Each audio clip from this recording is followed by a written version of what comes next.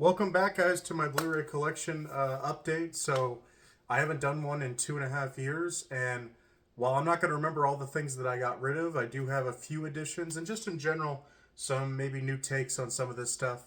Um, and then I'll get to kind of the TV shows, I guess, near the end. But hopefully, I can do this faster. Last time, this took like 3 different episodes to try and do, and hopefully, I don't have to cut into that many parts.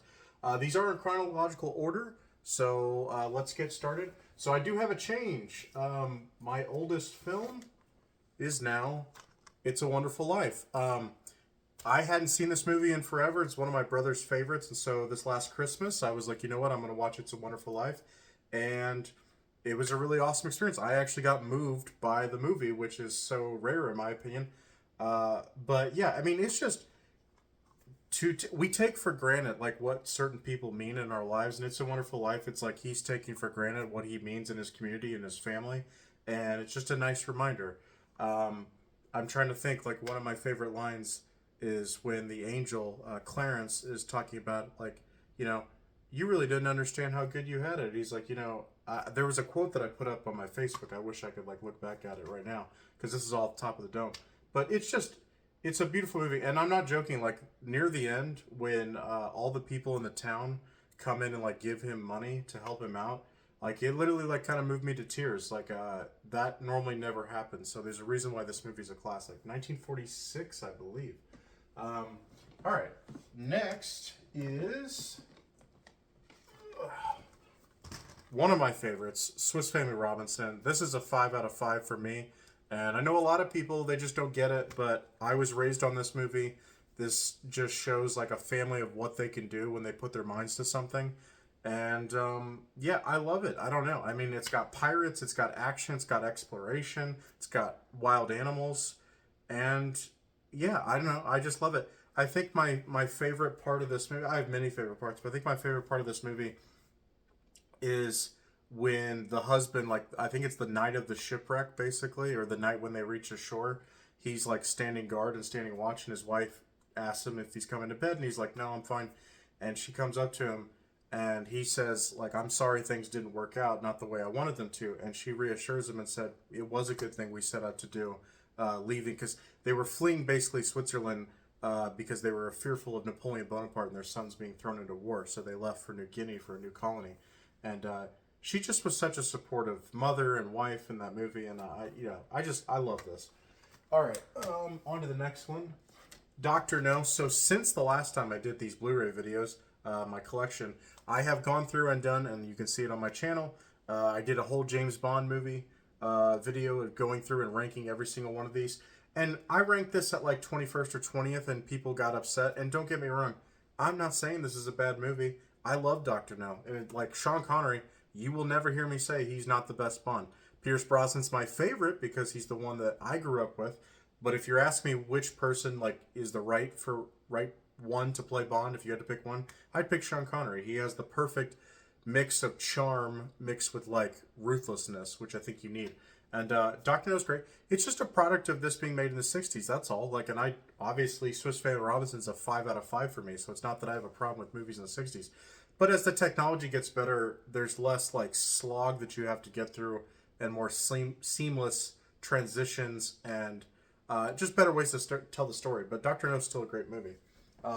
That's another thing. Just want to reiterate, the worst James Bond film, because there really, in my opinion, is not like any horrible James Bond films. The worst James Bond film is still better than, I would say, 80 to 90% of what comes out today. So, if a James Bond movie came out today and it was mediocre, I'd probably put it in my top 5 films of the year, because we're not doing too good in movies, and it saddens me. It's another reason why I want to really get to filmmaking.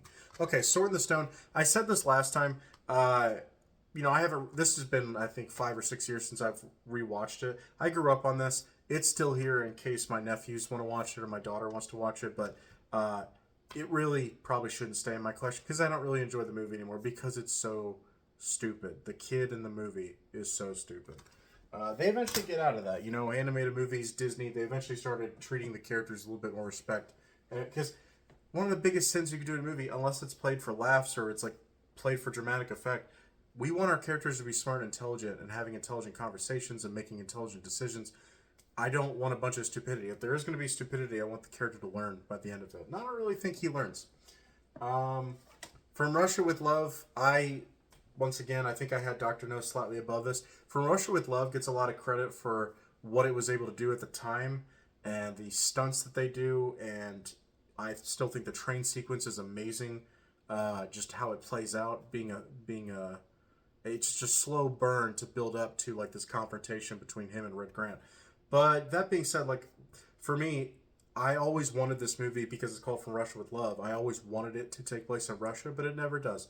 It's in Istanbul and a few other places and gypsy camps, and just was always a little bit of a bummer for me. So I still, once again, a movie that I rank lower in James Bond rankings doesn't mean it's a bad film. All right, 007 Goldfinger. Oh, and I just want to throw this out there real quick. I've seen some people say that they just want to know what movies are in your collection, but then I hear other people say we really want to hear like your opinions on each of these movies of why you have them in there. And yeah, for me, I'm going to tell you why I have something in there. I just want to talk a little bit about the movie. I don't want to just be like, yep, this one, this one, this one. I could literally just post that on my channel and just be like, here's the movies in my catalog. But I want to talk about them. I own them for a reason. Goldfinger, it's considered the greatest James Bond film normally for me. I think when I did my rankings, I put it at 9. And my rankings are not what's the best film. It's the one I enjoy the most. If you're like, which one are you going to go back to? I had some other ones that I would go back to before this, but don't get me wrong. I think Goldfinger is one of the best villains, and his performance is so awesome. I think I said in my review, my favorite line is when Bond is sitting there and he's at the table and he's about to get like lasered up possibly, and everyone quotes the like, "No, Mr. Bond, I expect you to die." I love when he says. When he says Operation Grand Slam, for instance, and Goldfinger says 2 words that you could have overheard that you have no idea what they mean. And I'm like, that's an awesome comeback from a villain. And his scheme is genius. And I know people try to give it crap now, but I don't care. It was genius. Thunderball. So I think the last time I did this, Thunderball was not in my collection. But I picked it back up. I just wanted to have the complete set. And when I rewatched it, it wasn't as bad as I remember it being 5 or 6 years ago. It's serviceable. It's fine. I just thought the underwater sequences near the end, it's just, I'm not a fan of. I don't like the way they shot that. I don't like that you can't hardly tell who's who. You just see Sean Connery do he just looks up like and be like, oh, he saw something. But, Thunderball, it's a fine time. I like the intro, and I love like the locations that they use. These huge buildings in London that are just like ancient. When I say ancient, buildings that were built in like the 1600s. Just the architecture is amazing, so it's cool to film there. So this one is my favorite Sean Connery James Bond film. You Only Live Twice. I love that it is a destination piece, and when I think of James Bond movies, a lot of them I want to be transported somewhere, and this movie goes to Japan. Very early on he goes to Japan and really doesn't deviate from that, and I like that because it makes you feel like you're actually there with him. And I just like the plot in general. I mean, Blofeld, he's got to find Blofeld. Blofeld's in a volcano layer, so it's a lot of cool things. The only downside I think to this film is that the Bond girl, which is, forgive me, some Japanese lady, I don't know who, but she's not very memorable. Aside from that, I think this movie's pretty much flawless. All right, The Jungle Book. So if he ever sees this, shout out to you, Teddy, my nephew. My nephew loves this movie. My brother, I guess, got him onto it. I haven't seen Jungle Book in a long time, so I need to go back and rewatch this, but I know Teddy watches it a lot. But yeah, I have it just in case. My brother's got Disney Plus for his kids, but if you ever don't have Disney Plus, obviously I got you. But yeah, Jungle Book, we had it on VHS growing up as a kid. I remember really liking it. I think part of it will be always timeless. I just don't think this is one of my favorites because it is, once again, kind of like with Sword in the Stone. Mowgli is kind of dumb, but it is what it is. So since the last time that I did this, I think I had the whole Fistful of Dollars trilogy. I've since gotten rid of those. I believe I gave those to my dad. And my dad's in the hospital right now, not to make this too personal, but, praying for him. And this was for you, Dad. Good, Bad, and the Ugly is the one I still keep. I rewatched this a couple months ago with my buddy Jesse, who had never seen it before, and he's not a Western guy. But I was like, no, you need to watch Good, Bad, and the Ugly. And his criticism, he was not a fan. He said there was cool moments, but he said it was way too long. And I can acknowledge, because the runtime is 179 minutes, so literally 3 hours long, I can acknowledge that I would have cut out certain things, and I love this film. I grew up watching this movie, But I would have cut out like the scene where they got to blow up the bridge near the end, and they're talking to that captain who that's a terrible dubbing that they did. But regardless of that, because I'm pretty sure the guy was probably speaking Italian or trying to speak broken English. But because of that, this movie, if you just focus on Blondie, the man with no name, if you focus on Clint Eastwood's performance and then the trifecta of personalities with Tuco, who's the ugly, and Angel Eyes, the real bad guy, it's kind of like a cat and mouse game where certain at one point Blondie's Clint Eastwood's chasing Tuco, and then Tuco's chasing him, and then they're going after Angel Eyes, and Angel Eyes going after him. It's just and team ups and all that kind of stuff. It's a great movie, and the climax of the film is the showdown at the cemetery. Is just what more could you ask for with that music? This is the thing when people like underestimate soundtracks. Soundtracks literally can take a good movie into like all time great, in my opinion. And a lot of times, what keeps a movie from being like an all time great for me is I'm like, well, the music wasn't that memorable. I'm not gonna like play the soundtrack. On Her Majesty's Secret Service. Last time I did this, I hadn't seen this. I think I had watched some of it and then stopped. I have watched On Her Majesty's Secret Service, and it was second to last on my list, and that's mainly because I don't like George Lazenby as Bond. That said, the story wise was fine. I don't know why people think it's like one of the best ever. It's a sad story near the end. I don't want to ruin it for people who haven't seen it. You should watch it, but there's a reason why George Lazenby didn't make any more of these, and they went immediately back to Sean Connery's because he was not it. He was, I don't know, he should have been a different spy, something like that, but he just can't really play James Bond. Diane Rigg, who plays the Bond girl in this, and she's also from Game of Thrones when she got older, she is great. She's one of the best Bond girls ever. But I don't like the guy that plays Blofeld, Telly Savalas, the actor or whatever. I don't care for his Blofeld at all. I didn't even care for the plot of what he was after or what he was doing. So, yeah. Like I said, I don't get it. Classic for me that I grew up on VHS, Willy Wonka and the Chocolate Factory. Gene Wilder, man, what more can you say? We lost him a couple years back. I love his performance, and I'm ashamed to say it, kind of, but I haven't seen some of his other ones. I tried to watch Blazing Saddles a couple years ago, and I got a lot of crap on this channel because I said I didn't love it. Technically, I didn't finish it, so I'm gonna go back and rewatch that one and let you know what I think. The one I'm most looking forward to watching is the Frankenstein movie that he did with Mel Brooks. I think it's called I, Frankenstein. I want to watch that. From the clips that I've seen, it does seem funny. I'm normally not a black and white guy, but in this case, I would give it a shot. So, but yeah, Willy Wonka and the Chocolate Factory. I was so happy that I showed this to my daughter, who's a tough critic. She's going to be 8 this year. She loves like superhero movies. She loves like Spider-Man's with Tobey Maguire, all that stuff. But to get her to watch like older movies that I grew up with, it seems like it's kind of tough. But with Willy Wonka, she loved it. She says, like, out of all the things I've showed her, it's like her favorite thing. And I'm like, I'm so happy because when I saw this movie as a kid, this was 1973 or 74? 1971, if that's correct. So this movie had been out for 21 years when I was born. So the time I was watching it as a kid, I was probably 4 or 5. So you're talking about 25 years, basically, when I grew up watching it. And it's kind of nice to know that 30 years later, she's watching it now. So, yeah, I don't know. I kind of like how that works. Not everything's... That's kind of the frustrating thing about being a parent is you think the things that you grew up on, your kids are automatically going to love because you're like, no, it was great as a kid. And just generational differences, their attention span is different. They may just not love something the same way that you did. Because nostalgia is it's a heavy drug. It's legit. But, it is cool when you find something. Diamonds Are Forever. I think when I had done my countdown or my list last time, my Blu-ray collection, I think I had seen half of this and didn't watch it. I finished it. I put this midway in my rankings. I think this is just a fun time, and it's just nice to have Sean Connery back, and it all takes place in Vegas, which is an awesome setting and fun. So that's kind of how I look at it. It is goofy. It has one of the worst special effects I've ever seen. I think like laser or rockets get shot, and they look horrible. But aside from that, I think this movie's just a fun time. All right. The Godfather. This is a 5 out of 5 for me. I didn't grow up watching this, but I watched it for the first time when I was about 21, 22 years old. Everyone had said you got to watch The Godfather, so I went and bought it on DVD, I believe, at Davis-Monthan Air Force Base in Tucson. And yeah, I was like, this is the rare time where people actually weren't BSing me, and it's as good as they say it is. I know some people are just not, I don't know, they call themselves movie fans, and they're like, yeah, I don't really care for the Godfather movies.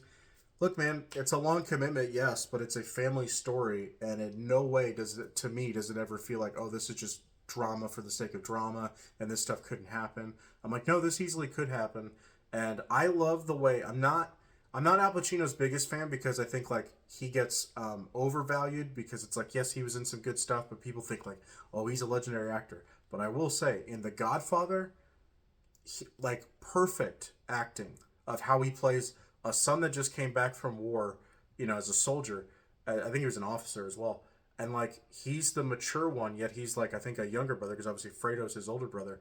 But he is at first like Kate, like he's like I think it's Kate, I think it's Kay or Kate, I don't remember. It might have been Kate, the his girlfriend. But he's like, I want nothing to do with my family business. That's their thing. He's like, yes, I'm part of the family, but like, I don't do with that. And then it doesn't take too long before he kind of is sucked into it, and he has to step up because he loves his family. He doesn't want to see them get hurt. So, and obviously Marlon Brando, I think he won an Oscar for this movie, deservingly so. I mean, he was great. I mean, that's why the second one is not on my shelf, and it's because it just feels lackluster to me. Maybe I need to give it a rewatch. I've only seen it once, but I just don't remember thinking the second one was as close to being as good. But I'll give it another shot at some point. Godfather 3, I still need to watch. I've never seen it. This was one of my favorites growing up. 007 Live and Let Die. This is Roger Moore's first outing as James Bond. I believe this was 1973. Yes. And Jane Seymour is up there. She's probably like in my top two Bond girls. I don't, as fine can get. But yeah, Live and Let Die. It's cool. Like it deals with voodoo and goes back and forth between like New Orleans and the Caribbean. And I might be missing one, New York.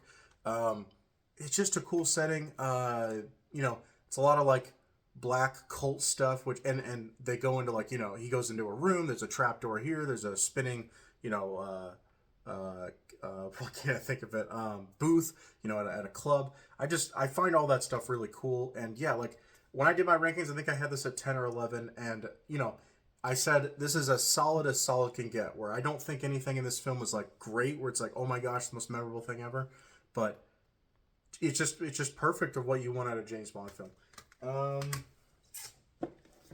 Robin Hood, 1973 or 1974. I'm going to stop saying the year because I'm going to mess them up eventually. I know the ballpark of what they're in. Obviously, they're in chronological order. But Robin Hood, I watched this recently not too long ago. I think I watched it with my daughter. And I don't know.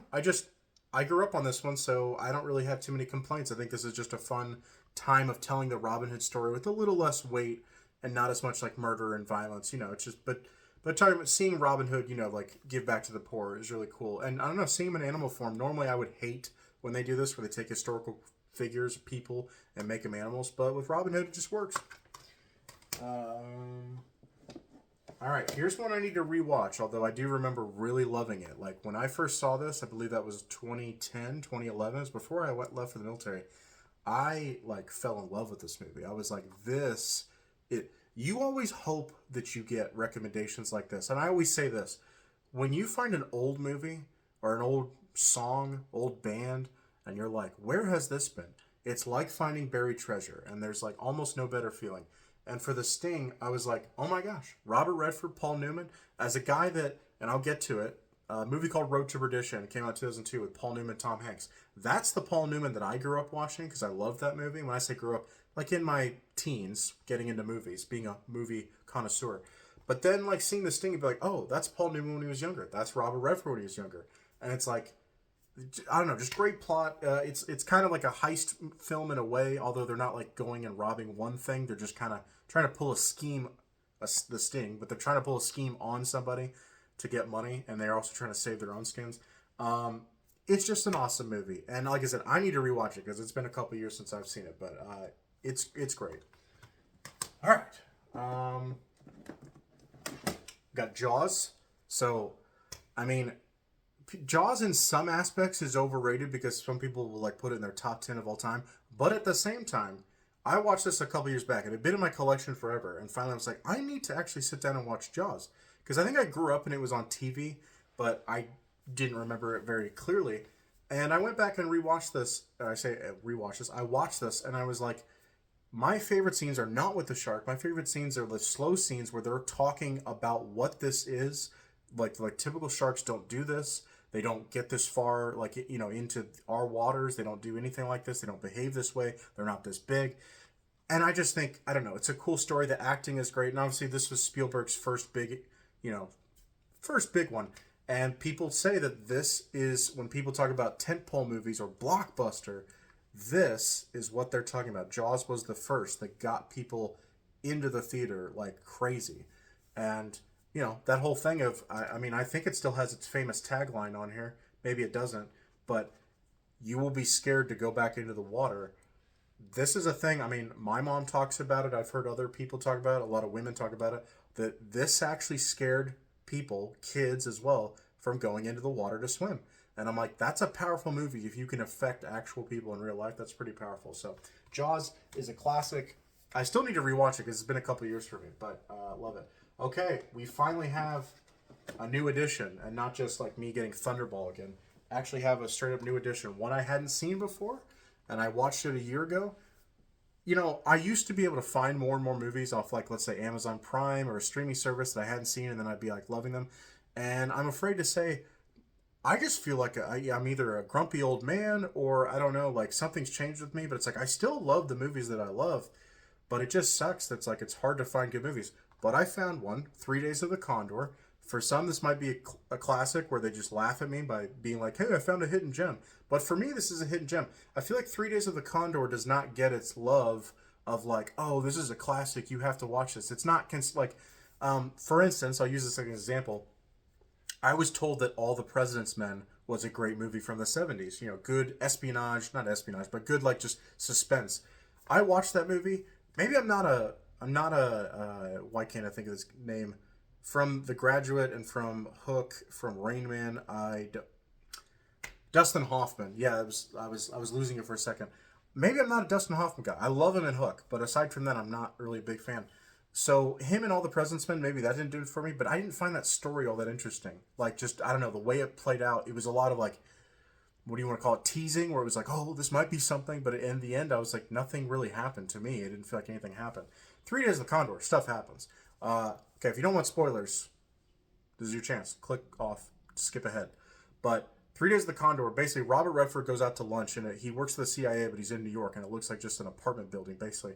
And he goes out to lunch. He's like, anybody want anything? Like, oh, grab me this, blah, blah, blah. He goes, okay. He comes back like 30 minutes later, an hour later. They're all dead. Everybody's dead. And he's like, what the hell happened? And he's kind of on the run. He gets calls being like, yeah, you should come in. And he's like, you guys are either going to, if the CIA is like, you guys are going to blame me for the killing because I'm the only one alive. Or if you do ask me to come in and you're them, the other agency, basically, whoever did this, he's like, I can't trust you. And it's really cool. And he gets this girl, Faye Dunaway, yeah. He gets her involved with this. Normally when movies do like the whole, like the guy has to grab a random chick and then suddenly she starts caring about him. Normally I'm like, that's total BS. The way they do it in this movie, she's like scared of him, understandably so. But then like it slowly turns. It's not like her trust, it has to get built up. But he explains to her like, this is what's going on. And it's like, I'm either crazy or you got to believe me. And I don't know. I like the way all that unfolded. And Max von Sydow's in this movie, and he's really good. That's all I can say. So if you haven't seen 3 Days of the Condor like I hadn't, go watch it. All right, Outlaw Josie Wales. I believe I have seen this in the last year.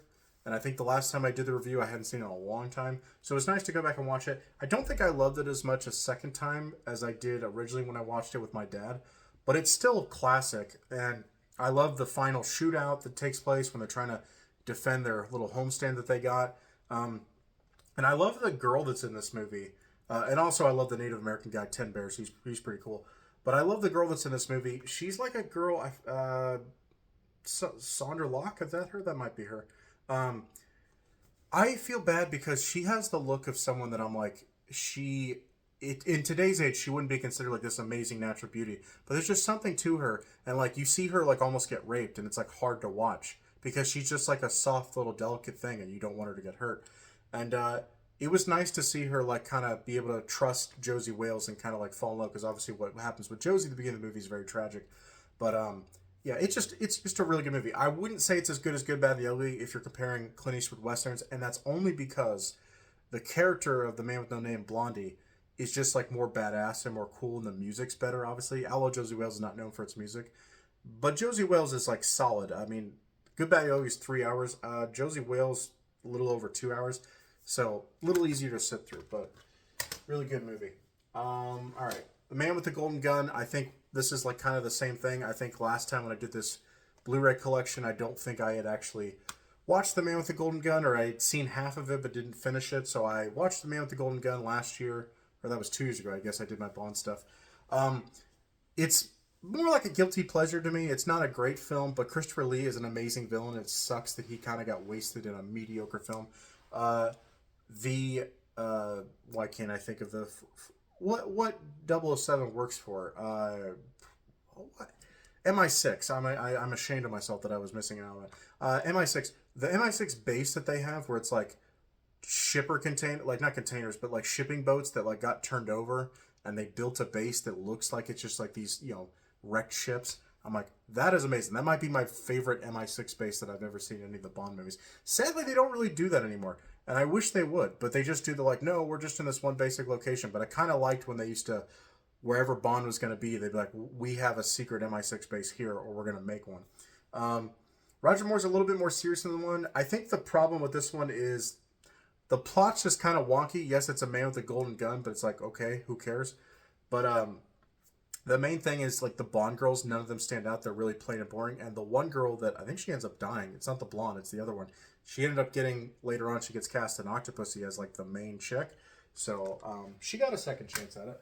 All right, 5 out of 5 for me. Rocky. There is no better underdog story to me. I don't know. It's part the music. The music is like 50% of why I give it such a good rating, because that simple Rocky theme on piano, when you slow it down and make it sad, I can watch it at any time. And then if you want to get motivated, just listen to, as if you've ever seen David Goggins talk about it, he talked about like I think it's round 15, round 13. I don't remember what the name of the round is. The last where Rocky starts like da da da da da da da da da da da, like it's when Rocky's like, you know what, I've made it this far. He's like, I'm gonna keep going. Like I see the finish line, I just got to keep going. And that's the greatest thing about Rocky is he didn't want to win. He just wanted to know he could go the distance, so he could prove to everyone he cared about that he wasn't a bum. It's a great movie, and it's. I don't know what you could say about it. And I've never seen Raging Bull, so for those that are fans of that movie, maybe you call me out on this. I don't really care. It's not possible for Raging Bull to be better than Rocky. It's just not. Because from what I hear about the character of the guy in Raging Bull that De Niro's playing, he's a scumbag and you hate him. So it's like, why would I want to watch that over this? Last time I think I did my Blu-ray collection, I don't know if I had the original Star Wars movies. I think I had them on VHS but not Blu-ray. Or not VHS, DVD but not Blu-ray. I have the Blu-rays. My only beef is that I prefer the George Lucas. There's a certain version of them that I like, and I don't like, let's say, the Disney versions. But you know what? It's okay. It's on Blu-ray. It makes me happy. I need to go back again, like, and just get in a Star Wars kick. I got in a Star Wars kick. This was, I guess, a year before I did my last Blu-ray collection, so it was 2022. It was right as I was going into film school. I was about to leave, and I was back at home, and I just was like, you know what? I'm in a bad spot. I just gotten a bad relationship, gotten out of that, and the whole story I don't want to get into. But basically, I needed like some comfort, and I just went back to Star Wars, and what I kept watching was the making of Episode 1, which I'll get to Episode 1. But Star Wars, the making of Episode 1, and for it just, there's something about George Lucas's just authenticity and his love of what he's doing. I know George Lucas is like 81, and I know he will never do a Star Wars movie again. But Disney, just sell Star Wars, because you don't know what you're doing. Everything's a flop. You guys suck. Just sell it back to George, and then he can find someone to carry on his legacy. But you guys can't do it. But anyway, A New Hope. Now, A New Hope is great, and we wouldn't get any other Star Wars movies without it. I'd say my favorite thing is just seeing Alec Guinness, mainly, and also seeing Mark Hamill before he got into his motorcycle accident. Seeing young Carrie Fisher is cool. But everything just gets enhanced as we go along the story. But, the original New Hope, still great, stands the test of time. And that's another good thing. A lot of movies that you grew up with that you're like, these are great, I have these on VHS or DVD, blah, blah, blah. They don't always stand the test of time. The Star Wars movies, because they used models, they stand the test of time. Like, everything looks real, looks great. There's nothing you can really complain about. The Spy Who Loved Me, this is just like how I said with Honor Majesty's Secret Service. This is one that gets crazy praise by people. And I just, you know, I'm not that big of a fan. I like it, I can enjoy it, but I find the villain to be just kind of laughable how over the top he is. And, don't get me wrong, I like the Egyptian setting that this takes place in and a lot of the water settings. But just in general, I think the main thing that's lacking is I think the Bond girl, Agent X, I think she can't act. I don't know if she's ever done anything else, but she just is a horrible actress. I said in my Bond movie rankings, I said that she has the eyes of like the Terminator, that when she's looking at you, she's like, "Hello, James. How are you doing?" Like she just really wouldn't. And if someone pulled her face off and it was like she was an AI, like a robot behind it, I wouldn't be surprised because she has like literally the eyes that they put onto AI like robots. She has those exact eyes. Wouldn't be surprised. All right. And then the last one for this little section is the original Halloween, the 1978 Halloween. This is my favorite horror movie and my favorite horror franchise. I really don't get into any other horror franchises, but Halloween, something about Michael Myers, there's like a mysticism there that I'm like, I want to know more about him, but at the same time, kind of want to be left in the dark, but I just want to see him do what he does. And only John Carpenter can really do Halloween right. Now, that said, the last time I think I did these rankings, I had Halloween 2. I rewatched it and I was like, you know what? This isn't as good as I remember. So a lot of my movies, I either, if I can't sell them, I just give them to my buddy Thomas. So I just gave him that, and I've given him some other ones. Halloween 2, you can tell that John Carpenter's not really a part of it. I think he might have said he's still a producer, but he didn't direct it. The mask that Michael Myers uses is different and off. Jamie Lee Curtis is using a wig, and it's very obvious. And then just some of the other stuff, like I don't know, it just the setting being in a hospital at night with Michael Myers going after you is amazing. I just after rewatching it, I'm like, it's just a lot of like Laurie Strode just kind of like she can't walk because she got injured in her leg or something, so she just like is crawling on the floor away from him, and a lot of that, a little bit of that goes a long way. But the original Halloween, in my opinion, a flawless horror movie, and there's a reason why I keep coming back to it because it just has a craftsmanship and it's creepy without being like grotesque and gross because I think the scariest thing is kind of like what you don't know and what you don't see and how Michael just like appears out of the shadows. I mean, what sold me on Halloween back in the day when I first watched it, I think it was like maybe 2008, 2009. I was 16, 17 years old. What sold me is when they were showing him at the very beginning of the movie and he's stalking Jamie Lee Curtis in broad daylight. And I'm like, I've always wanted a horror movie villain to do that, and he did it. And I'm like, that's great. Okay, on to the next row. We have Rocky 2. I haven't seen Rocky 2 as many times as Rocky 1, but Rocky 2 is not as great in my opinion as Rocky 1, but it's still really good. This one, Rocky finally gets the dub. He lost technically the decision in Rocky 1. He wins in Rocky 2. Rocky 2 is, like I said, it's good. I don't have the nostalgia. I haven't seen it as many times, and it doesn't have as much magic as Rocky 1 does. But I believe Rocky 2 is when he asked Adrian to marry her, so that's good. Or to marry him, I should say. Escape from Alcatraz, I think since I did the Blu-ray collection last time, I believe I have rewatched this. I still think I would like to watch it one more time. It's a solid movie. It's not as good as I remember because this is one that I remember watching like at my grandpa's place with him before he passed away. He passed away January 2007. I was about to be 15. So we didn't get a whole lot of time to like where I was like a growing man, or, say I was a teenager, but I just mean I didn't have like a lot of my memories of my grandpa is like me watching, like he'd let me watch kid shows, and I think he hated it, but he would put up with it because I was his grandkid. But he would let me watch like Yu-Gi-Oh, Jackie Chan Adventures, Kids WB basically on Saturday mornings. And we did get a few movies where I would watch over with him. Escape from Alcatraz is one. I remember watching what is it, Firefox with Clint Eastwood. I watched over there with him and my dad. And Firefox, I watched it again a couple years ago. I wanted to love that movie as much as I remember loving it as a kid, but it just didn't hold up. And with this one, I think it holds up. It's solid enough. It's not a great movie, but it's solid. All right. We have Moonraker. I've since rewatched this since the last time I did this. And Moonraker, I think I put 6th on my all-time Bond rankings, which is pretty high. This was the first one I think I actually saw back in the day. I think I remember playing GoldenEye, but I don't think I had watched GoldenEye. But I had watched Moonraker. I was over at a friend's house. His name was Mason Hunt.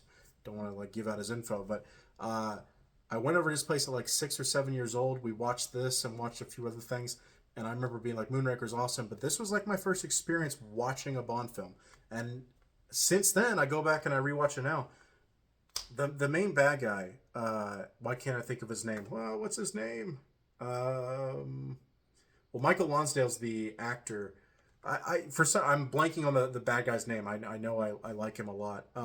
He is so he can say anything, and it just like I think he asked him like if he wants a cucumber sandwich, and even then it's like it's menacing. It's like what's going on here? Uh, Drax, that's his name. He was amazing, and this is like clear difference between like Spy Who Loved Me, which was a couple years before this, and then Moonraker, which Moonraker is the sequel. Uh, Drax is such a better villain than the guy that has flippers for hands or whatever and wants to turn the world into water world. I'm like, whatever, dude. All right, Empire Strikes Back. Most people consider this the best Star Wars movie. From a craftsmanship standpoint, it might be the best one. It's not my favorite. It's probably second or third favorite. It's up there because the finale, the fight with Vader and Luke is it's amazing. The training with Yoda is all good stuff, but obviously Luke is hard headed and doesn't want to like listen all the time. But that's the Battle of Hoth is amazing. But I think my favorite moment, and I kind of mentioned it earlier, is when Luke walks into Cloud City and he's in the carbon freezing chamber for the first time, and he's like sees Vader, and Luke pulls out his lightsaber and he's ready to go. Vader had his lightsaber at his hilt, and all he does is press the button. He had it ready to go the whole time, and I'm like, I love that. I don't know. Vader was he was on point in that movie, and it was great. It was great. So I understand why people say it's the best. It's not my favorite, and like I said, I'll get to the one that I love the most here in a bit. Indiana Jones and Raiders of the Lost Ark. This is a 5 out of 5 movie for me. And if I didn't say so already, the Star Wars movies are a 5 out of 5 for me. But Raiders of the Lost Ark, it's not my favorite Indiana Jones movie. But even said, like, if this is a close second, it's still a great movie. There is no one better than Marion. I mean, there just isn't. And you can never go wrong with Nazis as the bad guy for an Indiana Jones film. Now, I know a lot of series try to do Nazis and it doesn't work, but for Indy, it works just fine. I don't know. I love this one, but to tell you that, I don't know, this is a 5 out of 5 and it's perfect, but at the same time, I actually think I prefer the other two in the initial trilogy. I think I prefer the other two more, and I'll tell you why here in a second. But this is still, like I said, 5 out of 5, perfect. The stunts are like the scene where he's trying to like basically get the Ark of the Covenant, and he has to like crawl under the truck to do it and all that stuff. It's great movie making by Spielberg. And don't forget that George Lucas, that's his character that he wrote. For Your Eyes Only, I have finally watched this because, like I said, I had to go through and watch all the Bond films. I love normally in a Bond movie, I'm not going to like love the love story. I really liked his love interest in this. I'm not going to remember her name right now, but I like the journey that the two characters go on, and it's not a great movie. I think I ranked it 16th out of 25, so that means it's more on the low end than on the high end. But after Moonraker, the famous thing the Bond fans say is that the studio was like, we really want to get back down to earth and get grounded, so they wrote kind of more of I would say a gritty story. The guy that plays what's the old man that hobbles around and why can't I think of his name? Gleason, I think, is the guy's last name. Let me try to find it. Julian Glover. No, I was way off. Julian Glover is the actor's name that I was looking for. He plays the villain in this. I think if he would if you offered him, hey, you get a second chance at doing a Bond villain, I think he'd love to have a second chance because he wasn't. Not his fault. They just didn't give him a lot to do as the villain. He wasn't very menacing. All right. The Road Warrior. So I rewatched this, I believe, and it's still solid. I realize I'm not a big Mad Max guy, and it's like I love Mel Gibson, but I just think that like I'm trying to think of the act. George Miller's the director. He just has a fascination for that like wasteland apocalyptic like story, and don't get me wrong. If I was a director and I was like, Mad Max is my baby, maybe if I had some compelling like arc to go on, but there is no arc to these stories. It's just like another day in the adventure of Mad Max where he's out in the wasteland dealing with the kind of the same stuff. These movies are all kind of the same. The reason I like The Road Warrior out of all of them, I watched the first Mad Max. This was back in maybe 2018, and everyone's like, no, the first Mad Max is great. I didn't really care for it that much. I thought a lot of it was just boring. So The Road Warrior is like what you really want from a story about Mad Max. And Mel Gibson's great, but this It's not one of my favorite movies. I like if I was rating The Road Warrior, I'd probably give it like a 3.5 out of 5, meaning like it's more enjoyable than most movies, but it's not gonna be up there with one of my favorites. It's just because I don't know. I think I get bored of the story because there's not a journey that the hero is really going on. It's just you're in this world. How do you deal with being in this world? That's basically what the story is.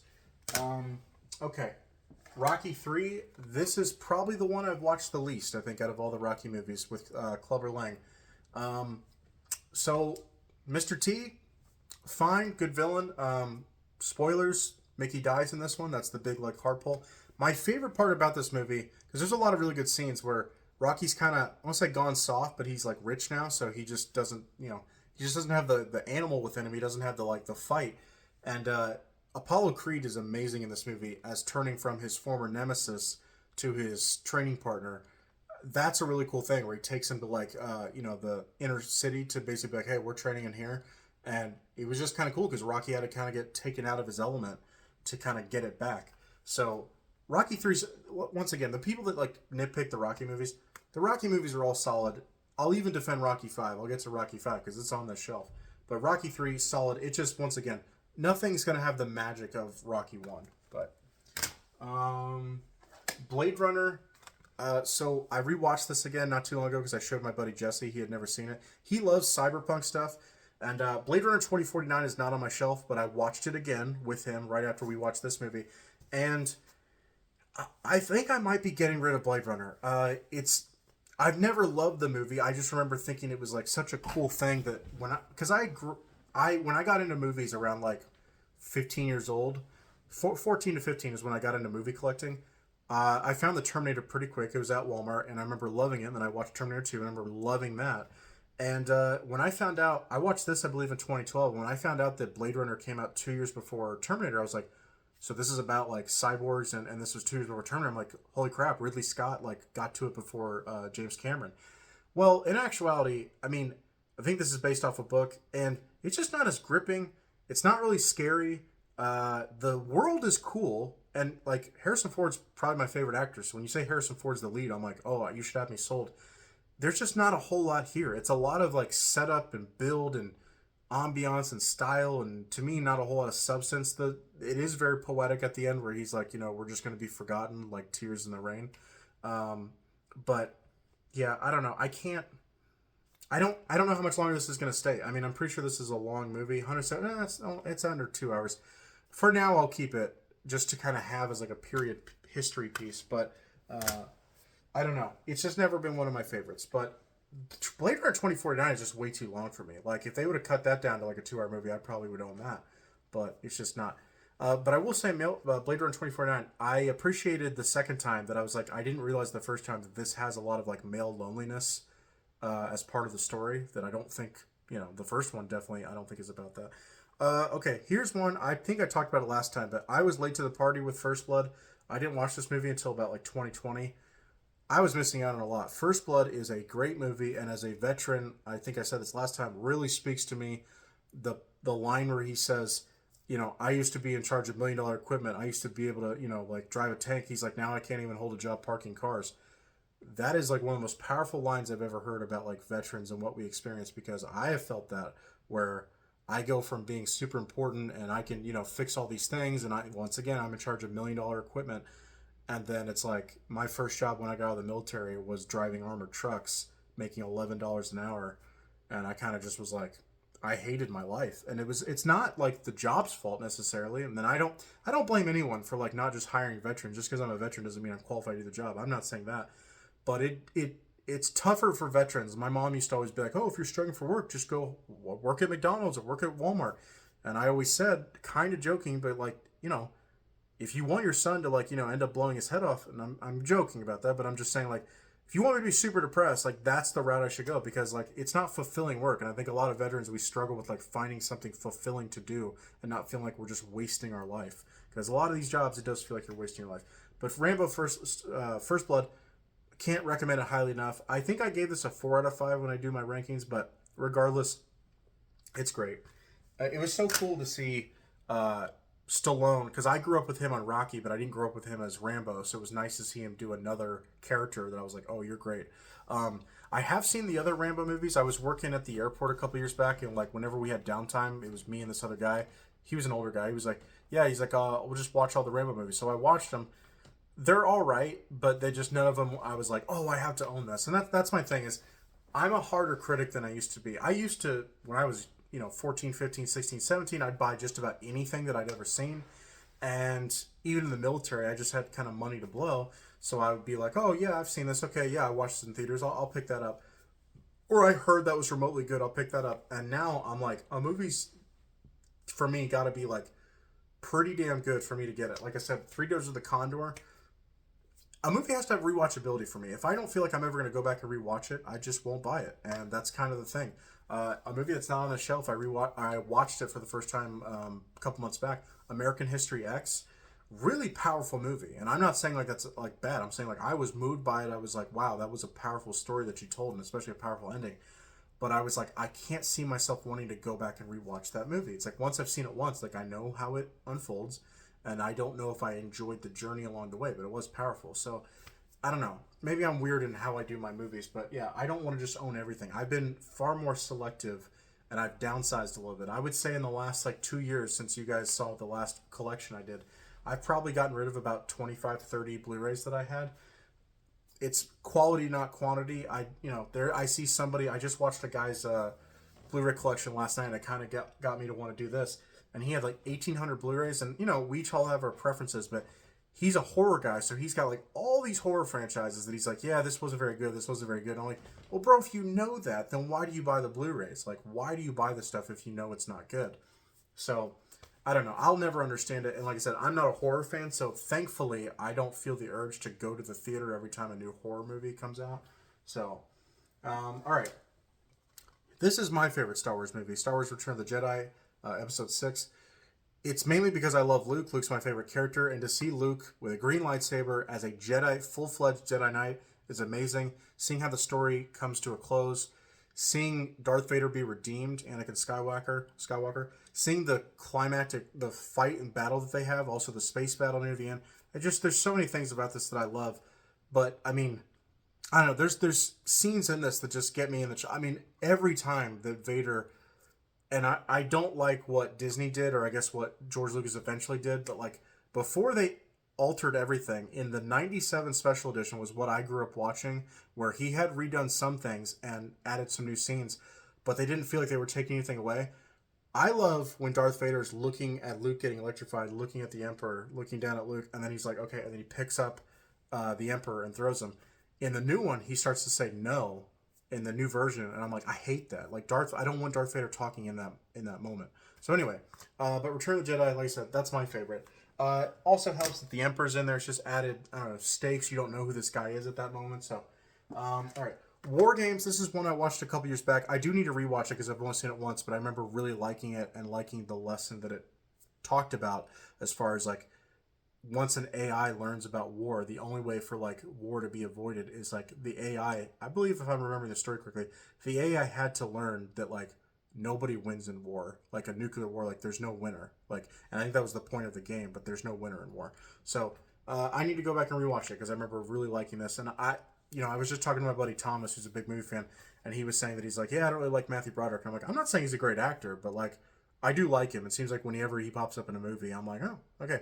And that's probably because I grew up on the 98 Godzilla, which we'll get to. Okay. Octopussy. Octopussy, I like the villain in this, the guy, I can't remember his name. Kabir, no, that's not him. Luis Jordan, and I believe he plays Kamir Khan.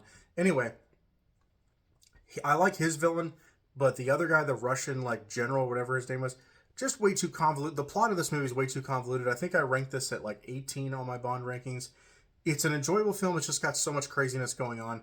It is nice that it all takes place in India. Once again, I like Bond movies where like I'm going to one location, so it's fine for me. And like I said, the Bond movies I can always go back and revisit, and that's why they stay on the shelf. Is because I just love Bond, the character in the world. Scarface, I need to rewatch. I've only seen it once, but I remember watching it being like that lived up to my expectations. I loved the story of how a guy coming off a boat into this country as an immigrant, I believe he was coming from Puerto Rico, builds himself up, or no, Cuba. He builds himself up into one of the most powerful like drug lords in the country. So, yeah, really powerful. I know this is a remake of a 1920s or 30s movie called Scarface. This is the thing. I know there's these old people or just old souls that want to say always like, oh, well, the original's better. Homie, no one's going back to the 1920s or 30s and trying to watch that movie and saying that one's better. No. Uh, Al Pacino does a great job. All right. Indiana Jones Temple of Doom. I think I enjoy this movie, like along for the ride. I think I have more fun in this than Raiders of the Lost Ark. Raiders of the Lost Ark is probably a better movie, but Temple of Doom I think I enjoy more. And in my opinion, this is Harrison Ford in his prime as Indy. I think like physically, his look, his manners, how he's talking, everything like that. He was like the perfect age of maturity where it's like he had done the role once before, so he knew what he was doing, but he's not like too old where it's like he's starting to see like the pain on his face when he does stunts. So, Temple of Doom. My only real nitpick is not the plot. It's not the setting. I love the setting that they go into, like, India, and they go into this, Indian temple. That ain't my beef. My beef is with Willie, who's played by Steven Spielberg's wife. I just don't think she's a great Bond girl. I don't think she's all that attractive, hate to say. And she's funny. She's used for comedic relief, but Short Round is my guy. Short Round kind of makes up for her faults in this movie. Short Round's awesome. He's my favorite sidekick. Karate Kid, I need to rewatch this. I grew up watching it. I think I watched it in 2012. I haven't watched it since. I need to rewatch it. Daniel-san. I was watching this other guy do his Blu-ray collection. He said, like, I own these other Karate Kid movies, the newer ones. He's like, but if it doesn't have this cast, I don't care. I want to rewatch. I want to watch the sequels. I remember them being on TV as a kid. But yeah, if it's not Daniel-san and Mr. Miyagi, the originals, I don't care. I don't want to watch these. So I need to rewatch this, but just cool. I believe it's L.A., karate. I don't think it's San Francisco. I'm pretty sure it's L.A., but karate scene, California. I don't know. Just cool. There's just, it's a classic 80s movie, but also has a lot to talk about as far as like a young kid that is not wanting to get in a bunch of fights, whatever, but he has to learn how to defend himself. And I think Miyagi teaches him that. The Terminator, one of the best. This makes it in my top probably 5 movies of the 80s. I love The Terminator. Like, this is a horror movie. That's why, like, I say, like, I love Halloween, but this is a horror movie with a cyborg that's coming after a woman to kill her. Arnold plays it perfectly, and he is terrifying in this movie. When he goes into the police station and he kills the lights, everything like that, that is horrifying. So, but it's one of my favorites. I love it. And the people that like crap on this one to raise the second one up, the second one's great. I'm not taking anything away from it, but you wouldn't be here without the first one. And the first one still holds up. Like to me, the first one is not a dated movie at all. I love it. It was one of my first when I got into collecting. This was one of the first DVDs I picked up, and I love it. The soundtrack is great, and that like Terminator 2, they updated a little bit and added more to it. But that first Terminator soundtrack that sounds really like synthy and 80s, it's beautiful. All right, this is my least favorite James Bond movie, A View to a Kill. I just didn't like this. This is Roger Moore at his oldest, and it shows. I didn't like Mayday as a character. I don't find her attractive, but that's just me. And it's not that I don't like black girls. I've found many black girls attractive. It's not that I mean, maybe it's because she looks masculine and looks like she might be, I don't know, trans. I don't know. I don't really, not to hate on her if that's your thing, but Grace Jones, I believe is the actor's name. I just am not a fan. But in general, Christopher Walken's performance, I normally love Walken, but I didn't really care. Was a super soldier Nazi product of the Nazis. I don't know. It just, not a fan. The only thing that I liked about this movie was the setting of like the horse races and that mansion that they had. I thought that was cool, but that's about it. So yeah, I still will own it just to complete the collection. I normally will never do that, but with James Bond, I will do that. But yeah. All right, Rocky 4. This is obviously with Dolph Lundgren as Ivan Drago. If he dies, he dies. I must break you. But yeah, Rocky 4. I grew up watching this one a lot. I would say as far as ones that I know the best, it would be Rocky 1 I know the best, and then probably Rocky 4, and then Rocky 6, which is Rocky Balboa, and then I would say it probably goes 2, 3, 4, 2, 3, 5, or somewhere in that. But anyway, Rocky 4 is great. I mean, there's a reason why this like jolted the franchise again. People are like, oh, maybe we should just keep getting this because Rocky 4 was amazing. And this whole USA versus the Soviets, perfect time, 1985, perfect timing for that. So, movie still holds up. I love the training montage music that they put. I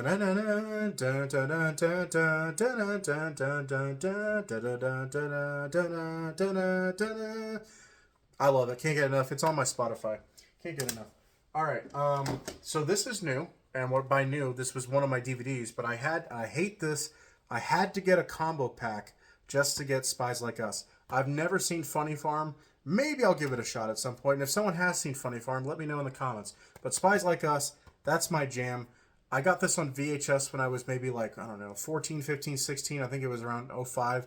My mom went into a Dollar General and they were selling a bunch of VHSs for really cheap. Let's see if I can remember them correctly. She picked up Harry Potter and the Chamber of Secrets. She was very religious and didn't want me to get into Harry Potter, but I said, "Hey, Mom, I've seen some Harry Potter. I want to try this." And I think I was like 14. And she goes, "Okay, fine." She goes, "You can try Harry Potter Chamber of Secrets." And, I remember really getting into it and liking it. So that was one of them. I think like Anchorman, Legend of Ron Burgundy was one which I had seen in theaters with my dad. I was 12 when I saw it in theaters. Maybe I shouldn't have, but I loved it. Thought it was hilarious. And Spies Like Us was one. I might be missing a few. But anyway, Spies Like Us, I was like, okay, this is good. I watched it. I laughed with this movie. It's not my favorite comedy. It's definitely got moments where you're not laughing a ton. But I love these two, and I get so let down when I see an 80s comedy that has Dan Aykroyd or Chevy Chase in it. And it's just so nice to watch one that I actually enjoy where it's these two actors getting to do their thing. Dan Aykroyd plays the straight man who's a tech guy. Chevy Chase plays a diplomat that basically is trying to BS his way through everything. My favorite line in this movie is when Chevy Chase goes to take his test and he sees Frank Oz, who's the instructor, and he's like, "Can you hold my wallet while I take the test? There's $1,000 in there." Or maybe there isn't. He's like, "Get what I mean?" And he's like, "Are you saying that if I if I help you pass the test, you'll give me $1,000?" He's like, "What do you think?" And he's like, "Sit down." I don't know. It's a guilty pleasure for me, but I'm not going to apologize for Spies Like Us. I feel like if you haven't seen it, you're just missing out. All right. Ferris Bueller's Day Off. I haven't watched this in a while, but I grew up watching Ferris Bueller's Day Off. I feel like this was on TV a lot, or like any house you would go over to, everyone had Ferris Bueller's Day Off. It's just a classic, and I don't know. Like, I know some people say Matthew Broderick's not a great actor. I think he plays Ferris pretty damn well. The sister in that movie is really hot. His girlfriend in the movie, Sloane, is really damn hot. And yeah, I don't know. It's just a great movie about just like, I don't know, coming to terms with like your life's about to change by like leaving high school, going into college, or going into adult life. It's just a great movie about like kids kind of coming to terms with that and enjoying being a kid for as long as you can. Aliens, like I said, I don't own the first Alien. I don't want to watch a movie that's that gruesome, and I don't like watching people getting turned into aliens or aliens messing with a human body. I don't like seeing like things pop out of a human or a face. I don't love all that. Aliens, when I finally got around to watching this, I was like, this is what I want from like an alien movie, which is like, I still get some creepiness and some of the alien things, but I get like space marines like tearing them up with their rifles and everything, and I'm like, this is what I want.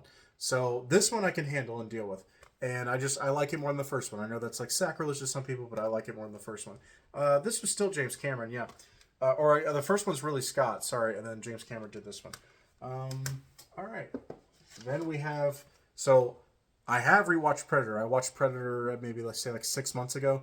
It was so nice to go back to this because I hadn't seen it forever. Still holds up, still great. The Predator is creepier than I remember, but that's okay. But Arnold, here's the thing. I love Arnold and Terminator, and aside from that, I feel like all these other Arnold movies that I watched, because I remember Arnold being a huge deal, like growing up as a 90s kid. Arnold was still a huge deal. But all these 80s movies that I went back and rewatched, I was like, I want to like this because it's Arnold, but I was like, I'm just not loving it. Or his early to mid 90s movies as well. Like True Lies. It's all right, just not something that I feel like I gotta own. Racer, it's all right, not feel like I gotta own it. Commando, it's all right, not feel like I gotta own it. The Predator, it was so awesome that I watched this again. I was like, this held up, and I was like, it was so great because this is what you wanted Arnold to be, like a complete badass that takes on an alien mano a mano near the end. So cool. And watching that fight scene again, how he baits the Predator and sets up like traps for him, was so great. All right, and the last one on this section is Spaceballs, which I grew up watching. We had this on DVD. I think this is one of the first DVDs that we had my mom got this, and like I finally sat down and watched it. I was like, this is hilarious to me. I mean, it's not one of my favorite comedies, but it still holds up. Funny, she doesn't look Jewish. 1, 2, 3, 4, 5. That's the same code I have on my luggage. I don't know. This is like a guilty pleasure for me. For those that haven't seen Spaceballs and you're a Star Wars fan, watch Spaceballs. For those that, I don't know, don't like this, I don't know. You may be hard to please. Like I said, Blazing Saddles I tried watching, I didn't really laugh, but with Spaceballs I laughed. So I need to give Spaceball or Blazing Saddles another shot. I know. All right, on to the next section. I'm gonna grab my water real quick, just quick break. I'm gonna try to do this in one video. I may be successful, I might not. We'll see. All right, Full Metal Jacket. I might try to speed this up a little bit. I own this for the first half, not the second half. I still love the first half enough where I'll own it because Arlie Ermy is amazing in the movie. But the second, I just wish it was better. But this is actually kind of like the only Stanley Kubrick movie I think that I own and that I semi like. I did watch what is it? Eyes Wide Shut. That was the last movie he made. Weird that he died like 4 days after showing it to the studio. That's weird. A movie about sex cults. But anyway, really freaky movie, an eerie movie. I advise everyone to watch it because it's definitely worth a watch. Everyone should watch it, but I just didn't. I didn't love it the way some people do. I remember I watched Chris Stuckman a couple months back, and I don't like Chris Stuckman anymore. I used to watch the channel a lot, but I just feel like he's kind of a sellout. But he talked about for like favorite holiday movies or Christmas movies, Eyes Wide Shut's like second favorite for him, and he goes, "This is really weird." He goes, "But I find comfort like watching Tom Cruise walk around these like New York creepy streets at night." And I'm like, that is kind of weird, but I kind of get what he's saying. There's like when you're alone, like, and you can relate to someone else being alone. I don't know. It just, the visuals, because Stanley Kubrick did shoot that movie very well. Anyway, I don't want to get too off topic because I was talking about Full Metal Jacket. The Living Daylights, since the last Blu-ray collection video I did, I have seen all these because, like I said, I've watched all these. The Living Daylights, I didn't really care for that much. It was okay. Nothing really amazing. Like, nothing is great to me in this movie. That's why it's like it's really forgettable. And the Afghanistan stuff near the end really just dragged on, and I didn't care for it.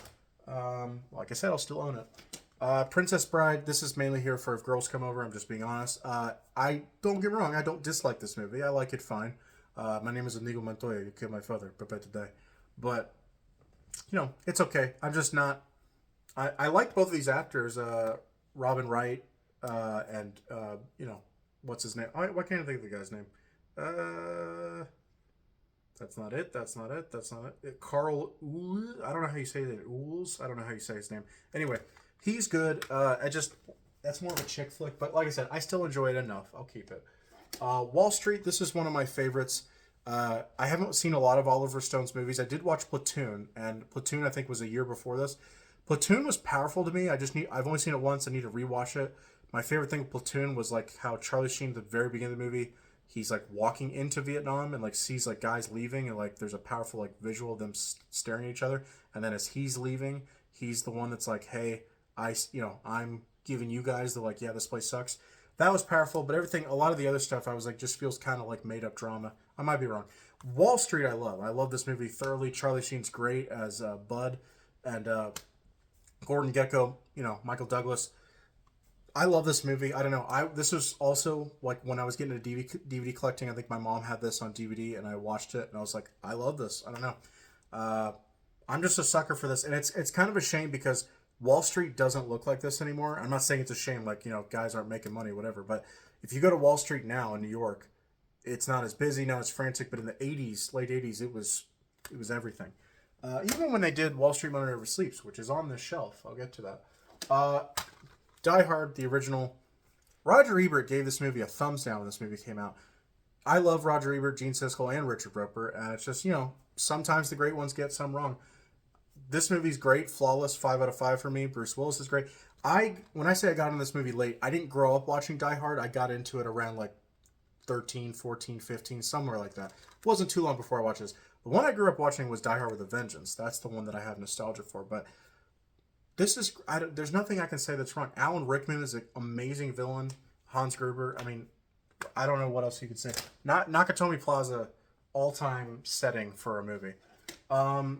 Last Crusade, Indiana Jones' Last Crusade. This is my favorite Indiana Jones movie. The father-son story, the going after the Holy Grail, the setting that it takes place.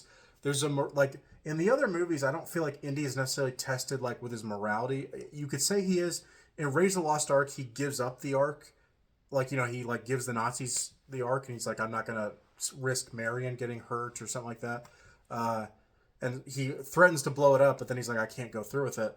But I don't really think there's a whole lot of like more morality weighing him down. In Temple of Doom, I can't really think of anything. Yes, he goes dark for a second, but that's him being under a spell. He's not really wanting to do something evil. But in Last Crusade, some people would say it's him reaching for the Grail. That's his morality thing of being tested. For me, it's not that. It's his like religious journey of going through those three trials, and like him. Indy's not a guy that like really. He's focused on archaeology. He's not really focused on his faith. But this movie, I love that they address like him actually like going through and they talk about like a humble man kneels before God. He has to kneel to get through that first challenge. And I'm not going to remember every one of them in order, but him like taking the leap of faith and actually like stepping forth and being like, he has to believe. The word challenge where he has to think of like God's true name, Jehovah. I just love what they did to the character. That a lot of movies like that, like Steven Spielberg, I'll give him credit. He does it in this and he does it in Prince of Egypt. A lot of directors would shy away from faith and be like, no, we don't do it. Steven Spielberg leans into it, and I love that about his directing. I don't need a movie to be preached to me. I come from the Christian faith. I don't go to church like I should, but like I do believe in those principles and those morals and that foundation. But it saddens me when movies like deal with the religious story and then they just take out the religion part of it. And I'm like, what are you doing? License to Kill. So this was a pleasant surprise when I went and did my Bond movie marathon. And I really, really enjoyed this. And this was where I was like, okay, Timothy Dalton, this works for me. He's a darker Bond. Sanchez, the villain, played by Robert Davi, is all-time menacing. He's scary. And, like, you believe that all these guys are so fearful of him. And the Bond girl in here, Pam Bouvier, I don't remember if that's the actress or that's the character name. I don't remember.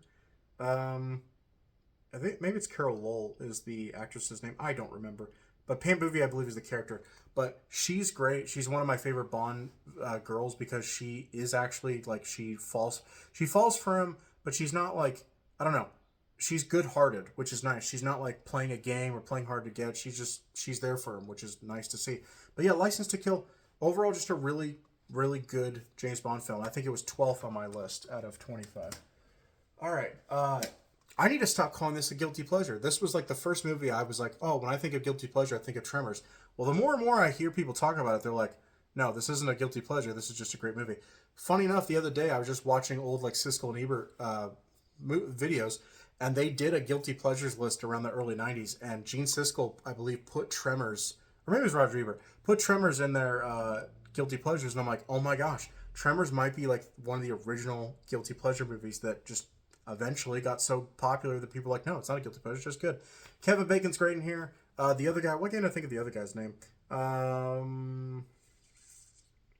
What's his name? Fred Ward. Yeah, he's not, I don't remember him being in too many movies. He's in Joe Dirt, he plays the dad. But it's just, like I said, I don't know. I'm not much of an Alien guy. I don't really want to watch that. But Tremors, like, they don't sicken me or gross me out too bad. And it's relatable because this is the game you played as a kid. If you ever played on Jungle Gym, I know me and my siblings did this. You couldn't touch the ground because the ground was lava. So you had to like always be like climb on the Jungle Gym, don't touch the ground. That's what Tremors is basically.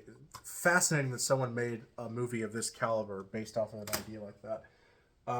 Glory, back in the day. So I watched this, I don't know, maybe 2005, 2004, 2005, 2006. In my social studies class. I believe it was in 7th grade or 8th grade. I don't remember which one. 8th grade? 8th grade. And this was my favorite movie for a long time. When I first got into movie collecting around, like I said, being 15 years old, 16 years old, I remember Circuit City was going out of business.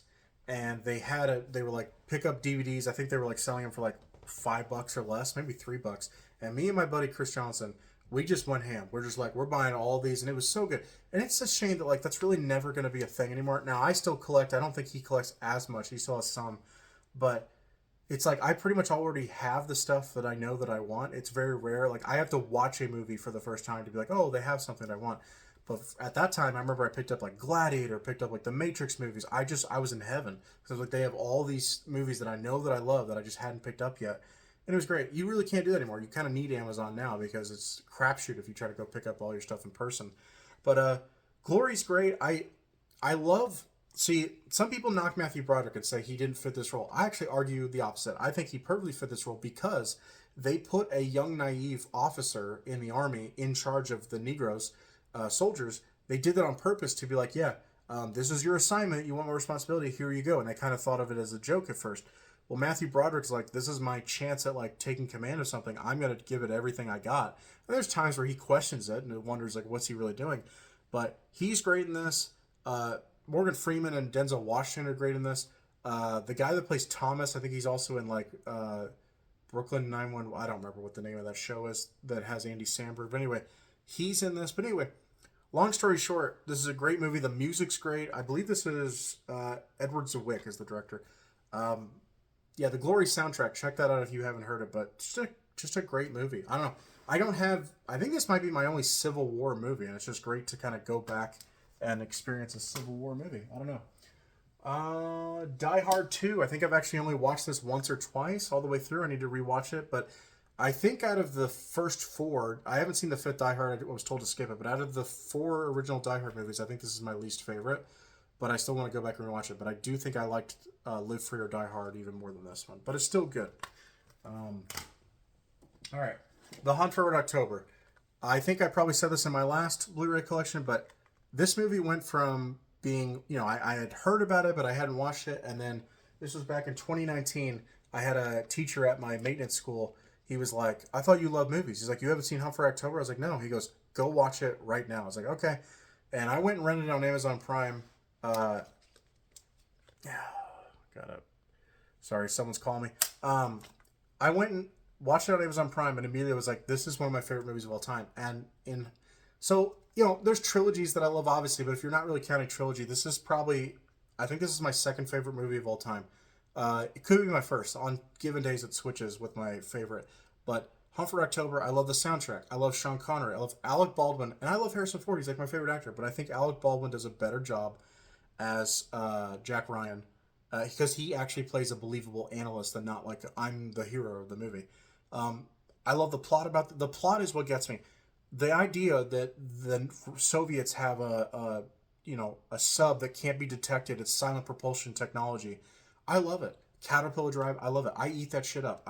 I love it. Tom Clancy knew what he was doing when he wrote Hunt for October, and I love this movie. Directed by Jonathan McTiernan. I've heard that name before. I don't know what else he really did. Okay. I hope you guys appreciate that I'm trying to do this in one cut. Home Alone. I'm going to turn on my fan real quick because it's getting awfully warm in here. Hopefully that doesn't jack up too much. Home Alone, this is my Christmas movie. I grew up with Home Alone. I love it.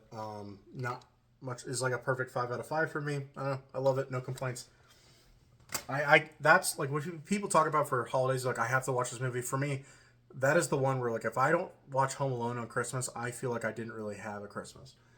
Along with seeing my family. I'm not one of those people that's like doesn't need to see my family. But I did have a few Christmases in the military where I did not get to see my family. Rocky 5, I think I've only watched this once or twice. So here's the cool story with this movie. Tommy Gunn is the guy that played, Tommy Morrison is the guy that played Tommy Gunn in the movie. Tommy Morrison was an actual boxer, and he was from Kansas City, and he boxed here a few times. And my dad would talk about that. He's like, I actually watched him box. I would go to his fights and stuff like that. So Rocky 5 has always kind of been an interesting one for me because everyone craps on this movie. And I'm not saying it's great, but I'm like, I kind of just like going back to this because it makes me think of my dad and thinking of like that time period of like him being a boxing fanatic and watching that. So back when boxing was like one of the top sports in America, it's not anymore. You can thank like the guys that run boxing for that because they basically ran it into the ground. You just get freak fights now. You get like celebrities. Dances with Wolves. I need to rewatch this. I remember it was on cable growing up as a kid. I know my brother really likes it. I need to rewatch it. I remember liking it, thinking it's powerful, but this movie is 234 minutes long. Good Lord. That's a 4-hour movie. Or pretty close to it. It's like right under 4 hours. That's a lot. I will try to get on that and watch it, and I will say this. I recall really liking it, but 4 hours is a long time. Silence of the Lambs. I didn't get into this one until I was already in the military, and I kind of get why, because every time I saw this, I thought it was like this really creepy horror movie, and it's not a horror movie. It's just a suspense, like, crime thriller movie. And Anthony Hopkins is great. And yeah, I don't know. I haven't seen Manhunter. That's on my list. I want to see Manhunter. I think they said that's the version of the Red Dragon story. And I have seen Red Dragon. Red Dragon I want to rewatch one more. I've seen it once. I want to watch it one more time. I came close to buying it because I remember liking it. I just want to watch it one more time. But but I didn't like Hannibal. I think I tried Hannibal and I was like bored and I just didn't like it. But Silence of the Lambs, great movie. I like when I watched that for the first time, and spoilers, but I didn't anticipate Anthony Hopkins actually having like an escape plan, but he actually gets out, and I was like, didn't see that coming. Okay, this one is a 5 out of 5 for me. Terminator 2: Judgment Day. I know that's not an original take, but Terminator 2 is a classic, great movie. It's the best like sci-fi movie ever made. Arnold Schwarzenegger comes back as an ally. Basically, he's been reprogrammed. His model has been reprogrammed as an ally, and there's so many awesome lines from this. I'm not even talking about special effects or anything like that, but just, when Arnold and John Connor see those two kids fighting when they're playing, they're like 3 years old and they're playing like, no, I got you, I got you. They're fighting over a toy, I think. And John Connor says, we're not going to make it, are we? People, I mean. And Arnold says, it's in your nature to destroy yourselves. He's like, yeah, real drag, huh? That's a great line. That, like, there's just so much humanity in this movie that you, like, wouldn't expect from a sequel to Terminator, but it's there.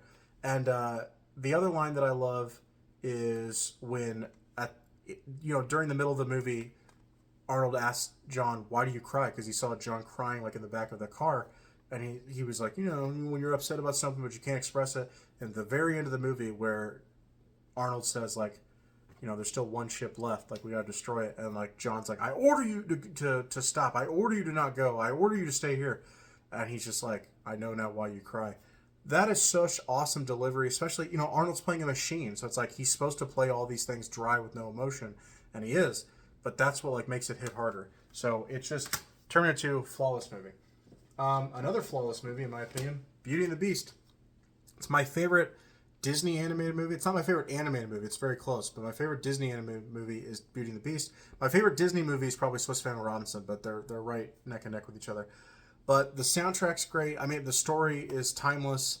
I still feel like chills. I always felt bad for the dad, Belle's dad. I always felt bad for him, the way they like treat him, and Gaston being jerks and throwing it, locking him up and all that. Maurice. But yeah, I don't know. I love the story, and as a guy that I haven't found my true love, so it's like but I always. It's nice knowing that there's a girl that's like, I can see past that. I can see past your flaws or your outward appearance, and I can see that, there's something there. Still, I don't know. I'd like to find my Belle. Maybe I'll never find her, but, it's a great story. Hook. This is what I would consider more of a nostalgic, guilty pleasure. I haven't rewatched it in a while, and I think there's a lot of things in here that are really cool. Like, just Peter Pan losing the fact, like, he doesn't realize that he's Peter Pan. But I think the main positive in here is that Dustin Hoffman is unrecognizable as Hook and does an amazing job. And like I said, this is really the only movie I love him in. Robin Williams obviously is great. And yeah, I don't know. I grew up watching this. I think we had this taped. For the kids that don't know, back in the day, your parents used to, if they watched something and they liked it, they would watch it on cable and then record it on their VHS player, and they'd be able to tape it, and then they'd be like, hey, we have it on tape. It was kind of janky because I remember we had Home Alone on tape, but there's parts of Home Alone, like the parts where the wet bandits actually flood that house that they're robbing. I never saw that as a kid because we skipped it or missed a part when it was on commercial break because we tried to stop it during commercial breaks.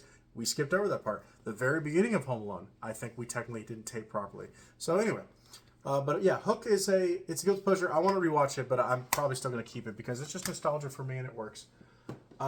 Patriot Games. I did not grow up watching this one. I think I watched it once in the military, and I think I need to rewatch it one more time. I love the Irish accents because this deals with the IRA. And look, I'm not a member of the IRA. But I am very sympathetic to that cause in the sense of I think it's messed up what England did. I have ancestry on both sides. I have English and Irish DNA ancestry, but I like this movie. I love Sean Bean. I just wish it was a little bit better. Like, this is the next Tom Clancy movie, and in my opinion, like, this is a solid, good movie. but to me, it's not anywhere close to Hunt for Red October. And it's mainly the plot. The plot can't touch Hunt for Red October, but it's still really good. And like I said, there's not very many movies that deal with like the IRA and you going over to Ireland and dealing with stuff, blah blah blah. So I just like that, or at least I don't even know if I think they go over to Ireland a little bit, but anyway, the IRA basically comes to them because of what's going on. Sean Bean, I love Sean Bean. I will say his Irish accent isn't quite good enough because he's an Englishman. They should have got Pierce Brosnan. Pierce Brosnan has an Irish accent. He could have done it. Could have got some other guys. But yeah. Richard Harris in that movie, it's great to see him actually be able to do his natural Irish accent, which is cool. You think I'd sell out my fellow Irishman to you? All right. Unforgiven. I think when I did these last time, it had been forever since I watched Unforgiven. I watched it again in the last year or so. Unforgiven soundtrack, I forgot what his wife's name was. Her theme for this, flawless. It's just one of the most beautiful pieces of music I've ever heard. This is, I still want to rewatch because, like I said, this isn't ingrained in me the same way like, Good, Bad, and the Ugly is. I've watched that a zillion times.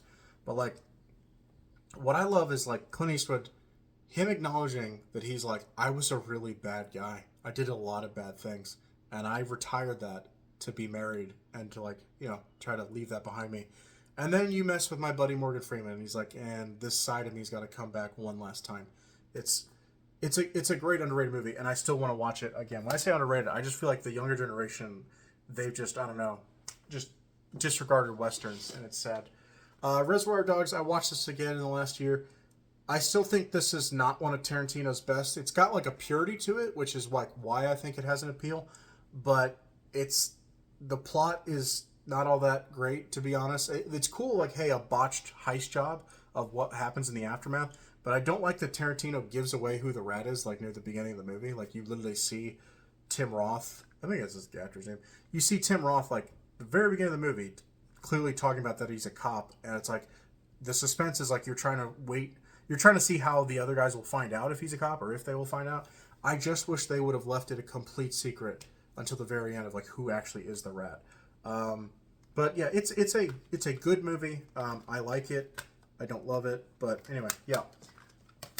Home Alone 2, Lost in New York. I think it's not as good as the first one, but it's like just a smidge below, but it's still really damn good.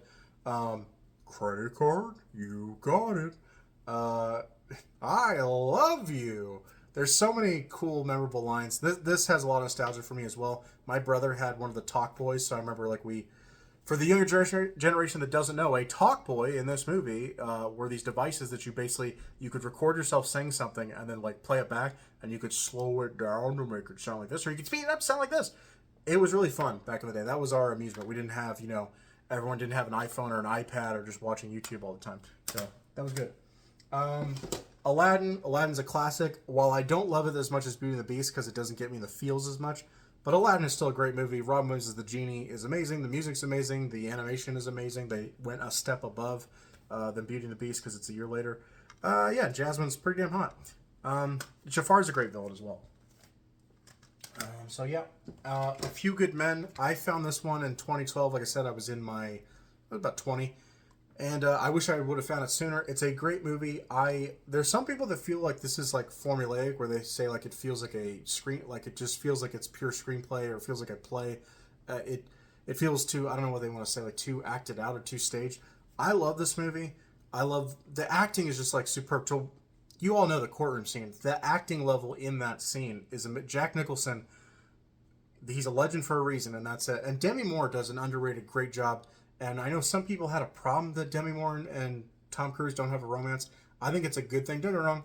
When I see a hot girl in a movie, I want to see her romantically involved with somebody. But Demi Moore is believable. A lot of leading ladies, or you want to say like actresses, can't really pull off a believable like naval officer or just like military member. She can. She pulls it off because she's, how would I put it? She's serious enough where you would believe that like she's the type of girl that's like, yeah, I will join the military and make it work. But she's not. A lot of these movies make the women in the military like total like just like dykes basically, where it's like, no, you're just complete like macho lesbian. There's not, believe it or not, there's not actually that many macho lesbians in the military. A lot of the girls that are in the military are straight, I think they're just kind of like looking for something to do, and they just go, okay, I think I'll try the military, and or maybe financial reasons, they want their GI Bill to cover their college, whatever it is, or they just want a path. Maybe they didn't have a path at the time; they want a path. But there's a lot of really good ladies in our military that maybe don't get the credit they deserve, and I think Demi Moore represents that in this movie. Cliffhanger. I rewatched this recently. It wasn't as good as I remember as a kid, because this is another movie I was talking about, movies I would watch with my grandpa on cable. Cliffhanger is one I remember watching as a kid, really liking. I do like John Lithgow as a villain. I think he makes a good villain. But at the same time, this movie, once again, didn't hold up as much as I would like, but I still enjoyed it enough to keep it on the shelf. Stallone, I think he's just a little wooden in this one. I don't think he got to do a ton. He had to basically be like... He didn't feel relatable to me. He just felt like, here's an action figure playing your hero, your lead. Okay, on to the next row. Here, I'm going to take a swig of water real quick. Hope you guys are enjoying. Sorry, these are packed tight, some of these. Tombstone, this is my favorite Western. Rest in peace to Val Kilmer. We just lost him a couple weeks back, and it sucks.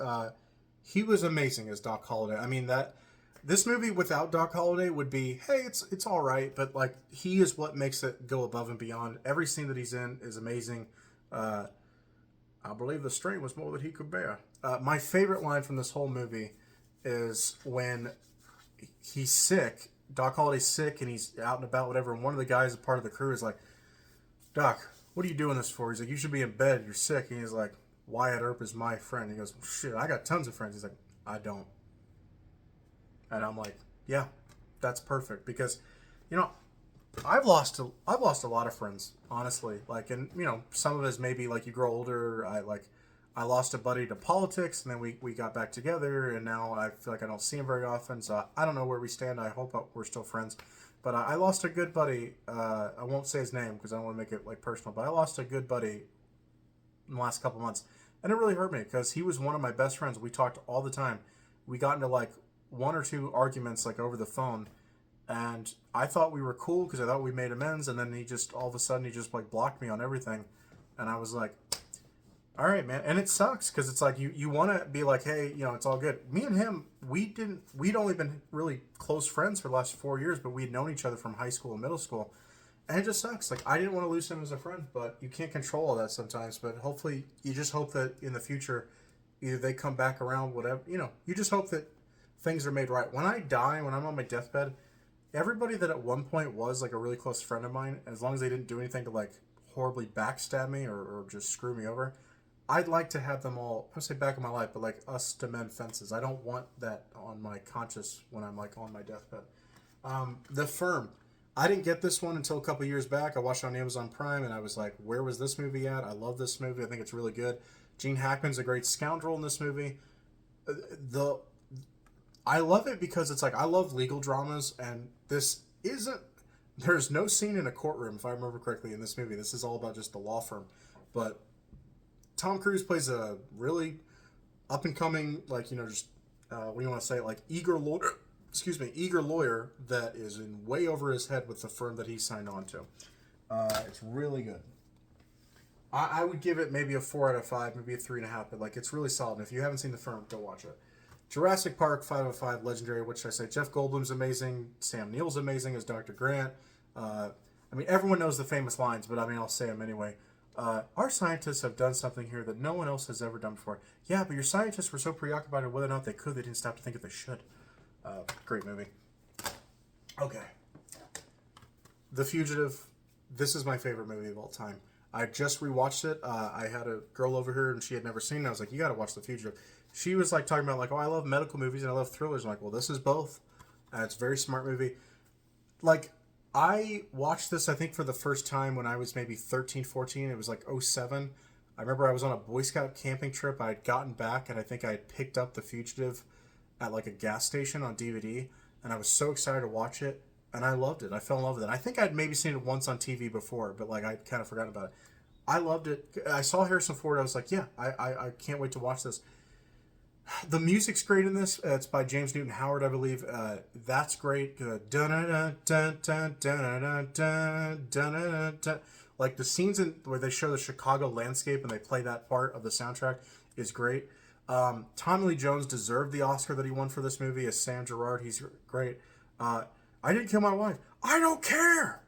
Just, I don't know. He's, I love where he messes with the bad guy. Where he's like, oh, Dr. Nichols, hi. I don't know. Harrison Ford plays a perfect everyday man trying to prove his innocence. I don't know, man. There's no flaws in this movie. I love it. I can go back to this movie anytime. I don't know. I love it. Perfect. If you are a Fugitive fan, say in the comments that you also love The Fugitive, because I feel like I don't hear it enough that people love the movie the way I do. I want to get I'm trying to get movie posters up. I'm a little tight financially right now, but like in the future, I want to get some movie posters and decorate my place with it. I have a few, but I'd love to get The Fugitive. That's one I really want. Jim Carrey in Ace Ventura: Pet Detective. I tried to rewatch the second one not too long ago, and I was like, this did not hold up. Everyone always remembers the part where he climbs out of the rhino's ass and it just startles people. But aside from that, really not a whole lot of laughs in that one. Pet Detective is really funny. I do need to rewatch this one because it's been a while. But, just him talking about, like, Einhorn is Finkel. Finkel is Einhorn. Because he kissed her. But I do kind of feel bad because, what's her name? Sean Young is in this. It's, like, hard for me to accept because I really do think she's a pretty girl. And to think that, like, she was basically playing a transvestite in that movie. She's too attractive to really be playing that you probably could have got, I don't know, an actual passable transvestite to play it where it's like, oh, crap, I see it now. But Sean Young's too pretty. But anyway, you go with it. But, yeah, it's not a great comedy, but it does the job. Speed. I did not grow up watching this movie, but I was told about it. I think maybe I watched it once as a kid. Sorry about that. But I went back and rewatched it a couple years back, and I was like, this is great. I want to rewatch it like one more time to like get it thoroughly in my head. But this was great. This was like perfect thrill ride, perfect just like action movie. I don't know. I loved everything about it. Keanu, Sandra Bullock she's top 10. Like I think like most beautiful women ever. I mean, we'll get to the ones that are higher on my list, but Sandra Bullock, great. Jesse James, what are you doing cheating on her? What was that about? Sandra Bullock could be like complete bitch to me at home, and I'd be like, yeah, but look at her. She's gorgeous. Lion King, I don't get me wrong, I grew up seeing this movie, but like we didn't have it on VHS the way that we had Aladdin and Beauty and the Beast. So I liked it, but it's not my favorite, but it's still a great movie. When Mufasa dies, it's tragic, and obviously the music's really good in it. Simba finding his inner, man, even though he's a lion, but basically maturing, good stuff. I will say it was always, I don't know if this is right to say, but it was awkward when I was a kid and I would watch the scene like "Can You Feel the Love Tonight" with that song, and like him and the female lion are like basically gonna be screwing, and as a kid I'm like, I just felt awkward watching it around like my family or watching it around like little kids that I was also a little kid, and I'm just like, I don't know, you guys know what they're doing, right?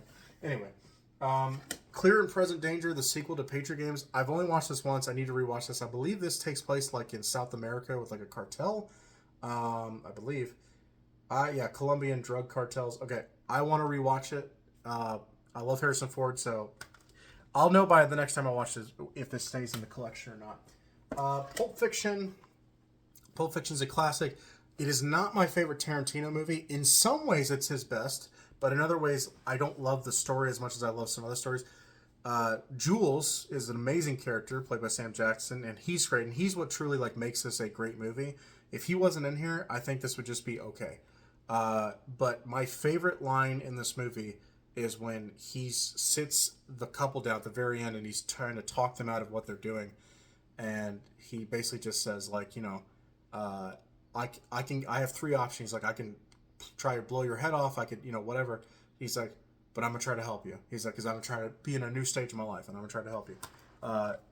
Great dialogue that Tarantino did in that movie, obviously. Shawshank Redemption. This is one that my brother used to always tell me, like, oh, it's a great movie, you need to watch it. And I think by the cover of this movie, I don't know if you guys can tell, but by the cover of that movie, I always thought, and this is Frank Darabont, I believe, his covers, I love his covers. I love, like, that they're basically art. They're drawings or illustrations, basically, that someone drew, the artistry, or they painted. And that's what this is. And it's so beautifully done. But when I saw this cover on DVD back in the day, I was like, I thought this was like a horror, like sci-fi movie. Because look at it, you got a guy standing in the rain with a lightning blast. People kind of have creepy looks on their face. And I'm like, I don't know what this is. It's kind of creepy. I'm trying to get that reflection out of here. Anyway, um, it's one of the best movies of all time. It's not my favorite because once you've seen it, you're like, okay, I know what's gonna happen. But the first time I watched it, I was blown away, and it's a great movie. I mean, there's no flaws in this movie. I don't love watching the rape scene. Spoilers. I don't love watching the rape scene. It's not vivid. You don't see like things in detail, but just watching a man being like restrained and abused that way is not enjoyable. But he gets his comeuppance, which is nice. And Clancy Brown does a good job as the not the warden, but the main guard or whatever. The guy who plays the warden, he does a great job too. I always forget his name. That's the thing. I don't feel like the actor's name gets a lot of love. I don't know if that's William Sadler. That might be William Sadler. Anyway, um, Leon the Professional. I semi kind of just rewatched this in the sense of I watched a YouTube video, Popcorn in Bed, where they went over this movie, and I kind of got to see all the clips again. Apparently, this movie gets a lot of crap from people that thinks that it's like a pedophile movie because like she falls in love with him. He doesn't fall in love with her. Hope you guys understand that. Like he views her as like his daughter, and he's trying to protect her, and he shoots her down every chance he gets. But he also is in a weird situation because her parents died, so like she doesn't have anywhere else to go. So if he goes, hey, he tried to kick her out once, but he felt bad and he was like, I can't do it. But it's not like he can just be like, hey, you're not really my kid. See you later, bye. Like he feels obligated to take care of her. He saved her life, and she even says, if you throw me out now, it's almost like you didn't even save me or open the door to begin with. So why would you do that? Uh, Jean Reno is just an ultimate badass, and like this is like probably him at his peak, and it's just awesome to watch him. If you can find a '90s movie that Jean Reno's in, watch it. It's worth it. Yeah, I don't. I don't think I love this the way some people do. Some people think this is like a flawless 5 out of 5. For me, it's like a 3.5 or 4 out of 5. It's still really good, and I just like seeing Jean Reno as an assassin. I mean, there's a scene where like he basically has to like tell a guy, he like has to get him on the phone with his boss, and he like sneaks up from behind him out of the shadows and like puts the phone to his ear as well as a gun. Great. Um, the Page Master. I do need to rewatch this, but I grew up with this movie. Uh, this is like just a nostalgic guilty pleasure. Once again, I don't know if this is a great movie, but it's really cool how they integrate the live action and the animated. You could say Who Framed Roger Rabbit did it first. I technically have never seen that movie, but Page Master does it really cool way. It's just I don't know. It's also I spent a lot of time in libraries as a kid, and since my mom would take me to the local library and we'd go pick up books that I would read, and it was just cool to see a movie that's kind of about library books, children reading. I don't know, stories. It's just cool. I like it. Macaulay Culkin. I think this and Richie Rich are like his last movies that he really did as a kid. And then after that, he kind of dropped off the face of the earth. And I don't blame him because child stardom and fame can do that for you. Dumb and Dumber. This is one of my favorite comedies, if not my favorite. I can laugh anytime. Why you guys headed to Aspen? Eat up and we'll tell you. Just I don't know. I can name like any line from that movie and I'll just start laughing. For fast, effective relief. I don't know. We landed on the moon. I also love the part of the very end where like the husband finally gets revealed. Like Mary's husband comes out of the cop car. He was being held hostage, and Harry just has Lloyd has a fantasy where he pulls a gun out and just starts shooting the guy. And I know that sounds like horrible to joke about, but it's just funny because it's just like that's what he's envisioning, what he wants to do, but he doesn't do that obviously. But it's a great comedy, and I don't know, like I've shown this movie to a few people that are younger than me, and they're just like, I just don't really get it. I don't think it's that funny, and they just view it as pure slapstick. This is not really. It's disguised as a slapstick movie because they're both really stupid, but it's not really slapstick. The jokes that are being told to you are pretty. I mean, yeah. Do you remember Freda Felcher? Freda Felcher, yeah. I remember you talking about her. Makes me laugh. I don't know. I love it. Billy Madison. Haven't watched this one in a long time, but this was one when I started collecting movies. I got back into this movie because my buddy Johnson, he loved Adam Sandler movies, so we watched Billy Madison and Happy Gilmore a lot. But Billy Madison's funny. I do prefer Happy Gilmore, but really funny. My favorite part of this whole movie is obviously, there's two at the end where the one guy's like, everyone in this room is now dumber for hearing it. You've won no points, and may God have mercy on your soul. That's a great line. But my favorite part is when Adam Sandler calls Steve Buscemi and is like, hey man, I just wanted to say I'm sorry for being a bully to you in high school, and maybe if you could forgive me, maybe we can catch a beer or a coffee sometime. He goes, yeah, I'd like that. and he just hangs up the phone, and Steve Buscemi takes like lipstick that he's been putting on his lips and like crosses Billy Madison's name off a list of like people he was going to kill. At the very end of the movie, where the bad guy pulls out a gun, which is kind of over the top and funny, Steve Buscemi shows up with like a sniper, not a sniper, but a rifle, and just like guns him down. And Adam Sandler's like, "Thank God I called that guy." And I'm like, I don't know, I just love that moment. It makes me laugh. But Billy Madison's just a harmless, I don't know, just a harmless, great '90s comedy. It's not great, but it's solid and it's really good. Here's one I discovered late. I knew of this movie, but I didn't like get into it and really watch it until I watched it on Prime a few years back. Crimson Tide. This is a great movie. I guess I love submarine movies. It's a great movie about two guys, Denzel and Gene Hackman, that they get a set of orders they're not sure is complete. They're kind of incomplete. Gene Hackman thinks that they should launch their nukes and go and fire. And Denzel is like, no, we should be cautious. We didn't have the final message. We need to confirm this. And I love that at the end of the movie, and I don't want to spoil anything, but at the same time, I'll just tell you, the movie doesn't like shy away from it. Doesn't say, because Gene Hackman easily could be viewed as like he's just the asshole captain, and he kind of is. But I love that at the end of the movie is like, no, he was right in what he did, but Denzel was also right in what they did, so both men were right. And I'm like, thank you, because a lot of times movies want to be like, oh, it's one or the other, and a lot of times that's not the case. A lot of times both people are correct, and you just haven't encountered that situation before. So it's a great movie, in my opinion. It's not in the same genre necessarily, but like Hunt for October is a better submarine movie for me, but Crimson Tide's still great. I don't know. I might have to break this up into two separate. I'll probably do that. I'll try to get through these first three rows here, and then I'll break it up into a part two. Okay, Die Hard with a Vengeance. I told you I grew up with this one. Great. Simon Says, Sam Jackson as an accomplice, or his buddy in the movie. I think the first Die Hard is flawless, but I think I enjoy this one more. It has more nostalgia. I enjoy the games that they have to do, the challenges basically, and New York. Running across New York, I think, makes for a more interesting setting than being trapped in Nakatomi Plaza. But they're both great. I mean, but Jeremy Irons versus Alec Baldwin's like splitting hairs. They're both great. Braveheart. I need to rewatch this again. I've watched it a few times the last couple of years. I did not grow up watching this movie. I believe it is long. Yeah, it's basically almost 3 hours long. But I want to give this a rewatch to kind of just confirm it in my brain and be like, okay, you clearly remember this movie. But I remember really liking it. It is good. It's just not my favorite Mel Gibson movie. I think I prefer like Patriot or a few other ones. But yeah, really good. Apollo 13, I have to give credit to my high school science class because they showed us Apollo 13. And I was like, yeah, this is great. I love this. And see, it's the thing.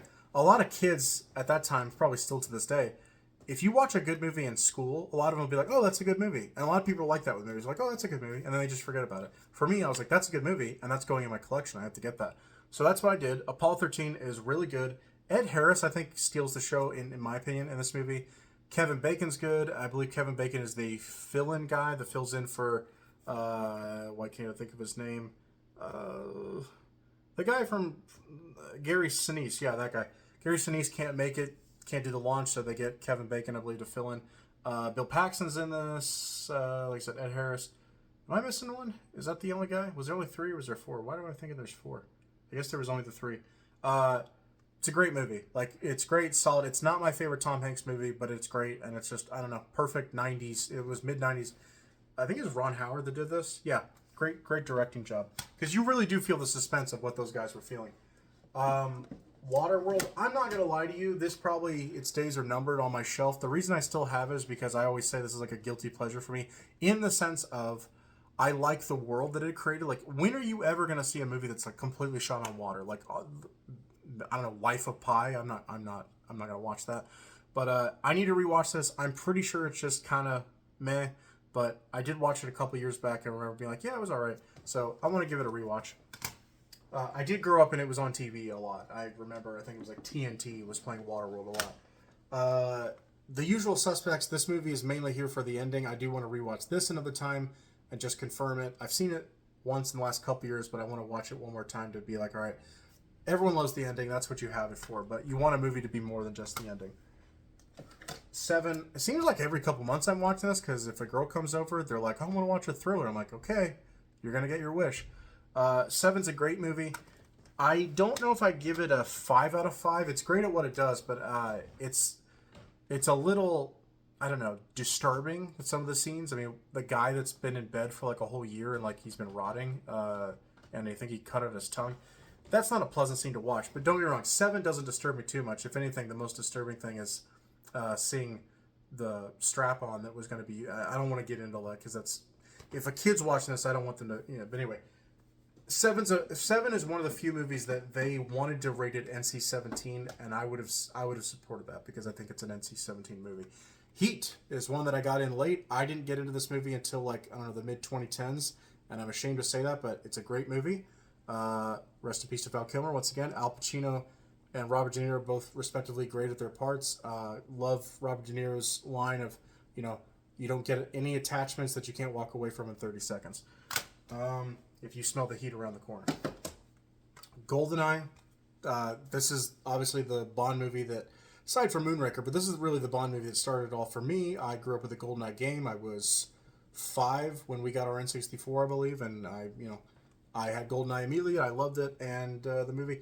Sean Bean as Alex Trevelyan is one of my favorite villains of all time. Spoilers if you didn't know about that, but yeah, great James Bond movie. I think I had it ranked second.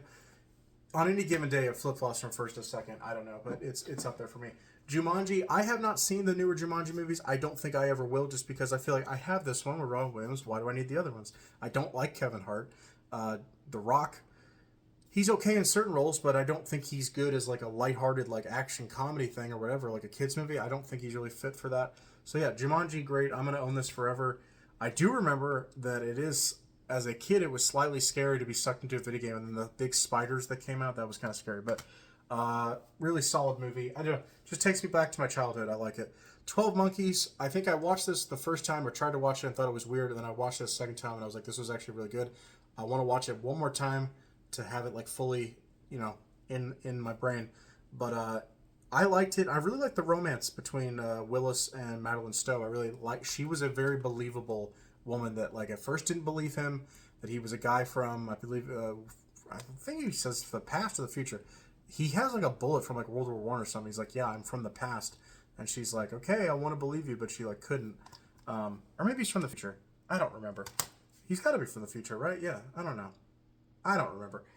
Okay, all right, that's that section. Let's keep going on. I think we're right at like under 2 hours. I don't know how much longer my phone can record, but I think it's still going fine. Okay. We'll keep going with it. Sorry about that. All right, there we go. All right, Casino. I need to rewatch this. I think I watched like the first 30 minutes within the last couple years, and I just got sidetracked, and I think I need to rewatch it. By the way, Goodfellas literally just left my shelf.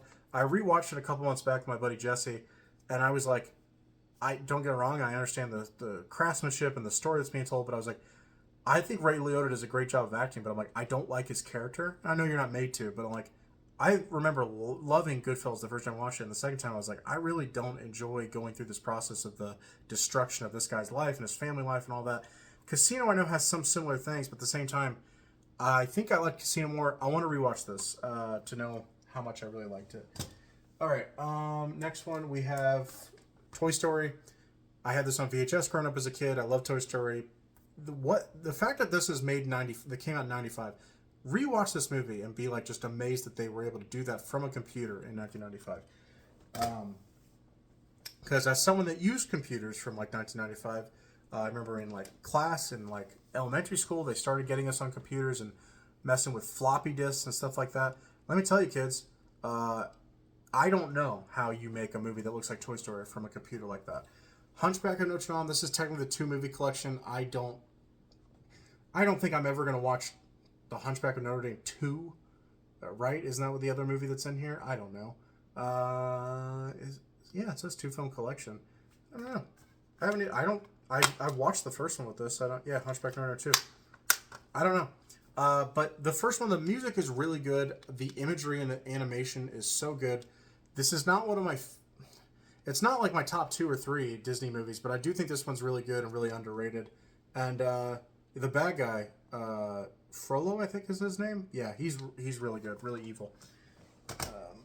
But yeah, mainly it's for the music and the animation and the story. Happy Gilmore, classic. This is not my favorite Adam Sandler comedy, although this is one I've watched. It's the one I watched the most. My favorite comedy of his, I need to rewatch again because it's been a while. But Happy Gilmore's great. Well, good for happy. Oh my god. Executive Decision. This is one I talked about movies I watched with my grandpa back in the day. Executive Decision was on cable. We watched this. I picked this up a couple years back. I need to rewatch it just to make sure I remember everything about it. But I remember liking it. It's like a guilty pleasure for me. Kurt Russell. I believe Halle Berry is a flight attendant in that movie. Steven Seagal is in it, I think, but I don't like Steven Seagal. I watched Under Siege a couple years back because everyone was like, "Oh, it's great," and it's if you like The Fugitive, it's like the movie he did, but the year before, and I just didn't really care for that much. I don't know. Mission Impossible, the first one, great. This is where it all started. Jean Reno's in this. John Voight. Ving Rhames, obviously. Emilio Estevez is in this barely at the very beginning. He's part of the original crew. But yeah, this is where it all starts. Great movie. The Rock, I need to rewatch this, but Ed Harris, Sean Connery, Nick Cage, Alcatraz. I need to rewatch it, but Michael Bay. This is, I think, the earliest Michael Bay movie that I have. I'm not his biggest fan. Like, I know a lot of people love the Bad Boys movies, and I tried watching the first one for the first time, like, within the last year, and I was like, I don't get what's funny or good about this. And that's the thing. It's not that I don't like Martin Lawrence. It's not that I don't like Will Smith. Speaking of Will Smith, Independence Day, I want to rewatch this one more time. This was on TV all the time as a kid. I think, once again, TNT played this all the time. I don't think this thing has aged that well, but because Jeff Goldblum's in it, I'm like, all right, I want to give this another rewatch, but this might leave the shelf at some point. I know they made a sequel, but apparently from what everyone says, the sequel was not good. Space Jam, this is pure nostalgia for me. I mean, growing up as a 90s kid, everybody wanted to be Michael Jordan. Everybody followed the Bulls. Everybody was a Bulls fan. At least in Kansas City, we didn't have anybody to root for necessarily, so we're like, yeah, like Bulls, whatever. But Space Jam's just a classic. I mean, and Lola Bunny. People talk about Jessica Rabbit. I'm like, you can keep Jessica Rabbit. I'll take Lola Bunny. Austin Powers, International Man of Mystery. I actually haven't watched this one in forever. I need to rewatch it. But I grew up with the Austin Powers movies. They were on all the time, so I know that I'll still like it. And what's her face? Is it Vanessa Kirby? No, that's not her name. Vanessa Kirby's like the newer one. What's her name? Elizabeth Hurley. Super fine woman. I got recommended to me recently the Bedazzled movie from 2000, which I remember the trailers for it coming on all the time, but obviously my mom at 8 years old was not going to let me watch that movie. But I want to see that Bedazzled movie because I don't get to see Elizabeth Hurley in enough stuff, and same thing with Brendan Fraser. He's not in enough movies in my opinion. The Lost World, Jurassic Park. A lot of people hate on this movie. I like it. It's not as great of a film as the first Jurassic Park, but this is still Spielberg, and I like it just about the same. The first one is better, but I like the second one just about the same. I love Jeff Goldblum. I love Ian Malcolm, the character, and yeah, I grew. You have to understand with me. And at 3 years old, I was like, I know what I want to do with the rest of my life. I want to like dig up dinosaurs and I want to study dinosaurs. Now, obviously, that changed, and I became more of a movie guy. But I still have a love for dinosaurs, and just when they're done well on the screen, it's great. I just don't like what Jurassic World has become, where now it's just let's do a bunch of CGI dinosaurs and have Chris Pratt just no blue, no, just like talk to a raptor. I'm just like whoever decided that's a cool idea. I'm like, you suck. Hercules, great animated movie. I like that they did a different style of animation. Meg is super hot. And I just like the story. And I love the I Can Go the Distance song. I think it's a great song. And I always thought it was cool. I wanted the the action figures of like the Titans that he has to face. I always thought they looked cool and I wanted those. But I need to rewatch Hercules because it's been a while. That's one that I remember as a kid. I watched it once or twice, but it's not one that we own, so I didn't watch it a ton. Like I don't know it like the back of my hand. Like ideally, with all these movies that I really like, I want to know them like the back of my hand, and it just takes a lot of viewings if you didn't grow up on it. Men in Black, great movie. Tom Lee Jones, he's amazing. Will Smith, this is a perfect part for Will Smith. Why'd you shoot, like, I forgot, the little girl right here, and he's just like, I don't know, she's carrying like a chemistry textbook in the middle of the night on the streets. What's that about?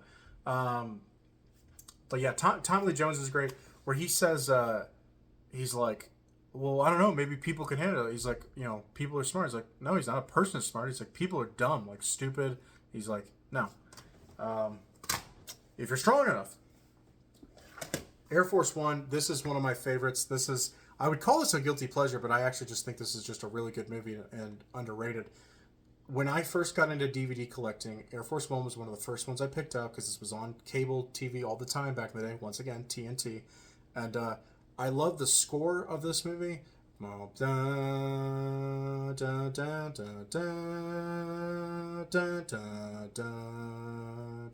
Very patriotic. When Donald Trump won in 2016, he came out. His acceptance speech was to that song, which was really powerful and really cool. Look, I don't care which way you go politically, but don't try to dictate to me where I go politically. That's all I'll say to you. But yeah, Gary Oldman, great.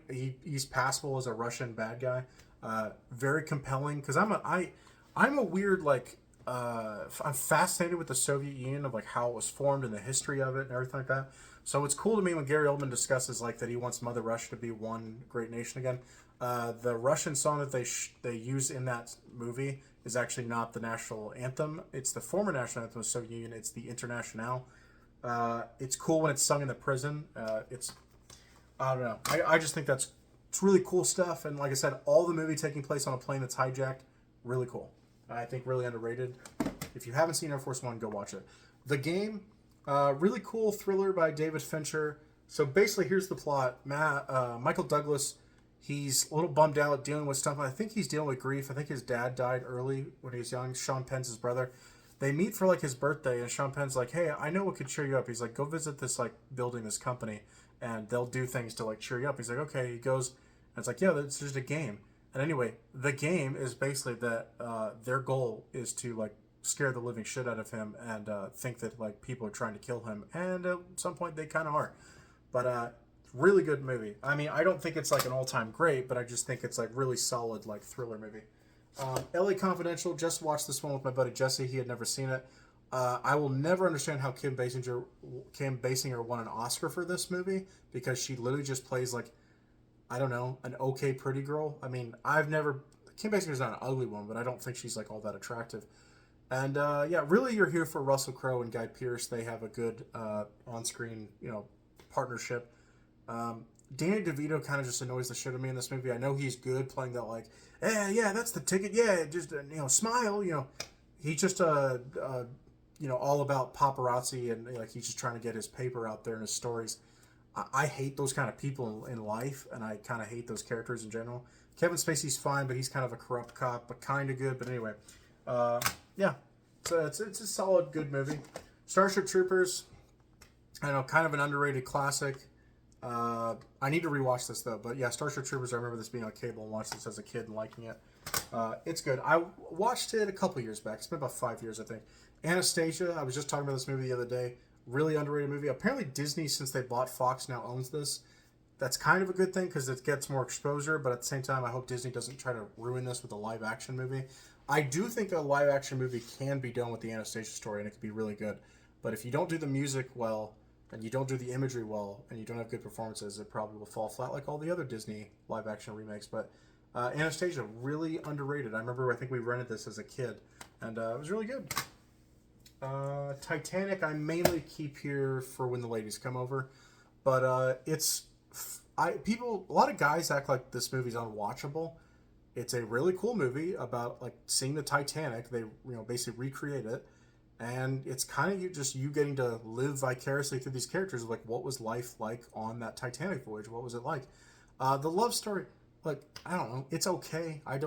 Some people that hate on it. I do think Rose is really selfish that she didn't pull Jack up and make room for both of them. But that's whatever. But Kate Winslet in this movie as Rose, her nude scenes and her showing her tits. I saw this movie in theaters at 5 years old.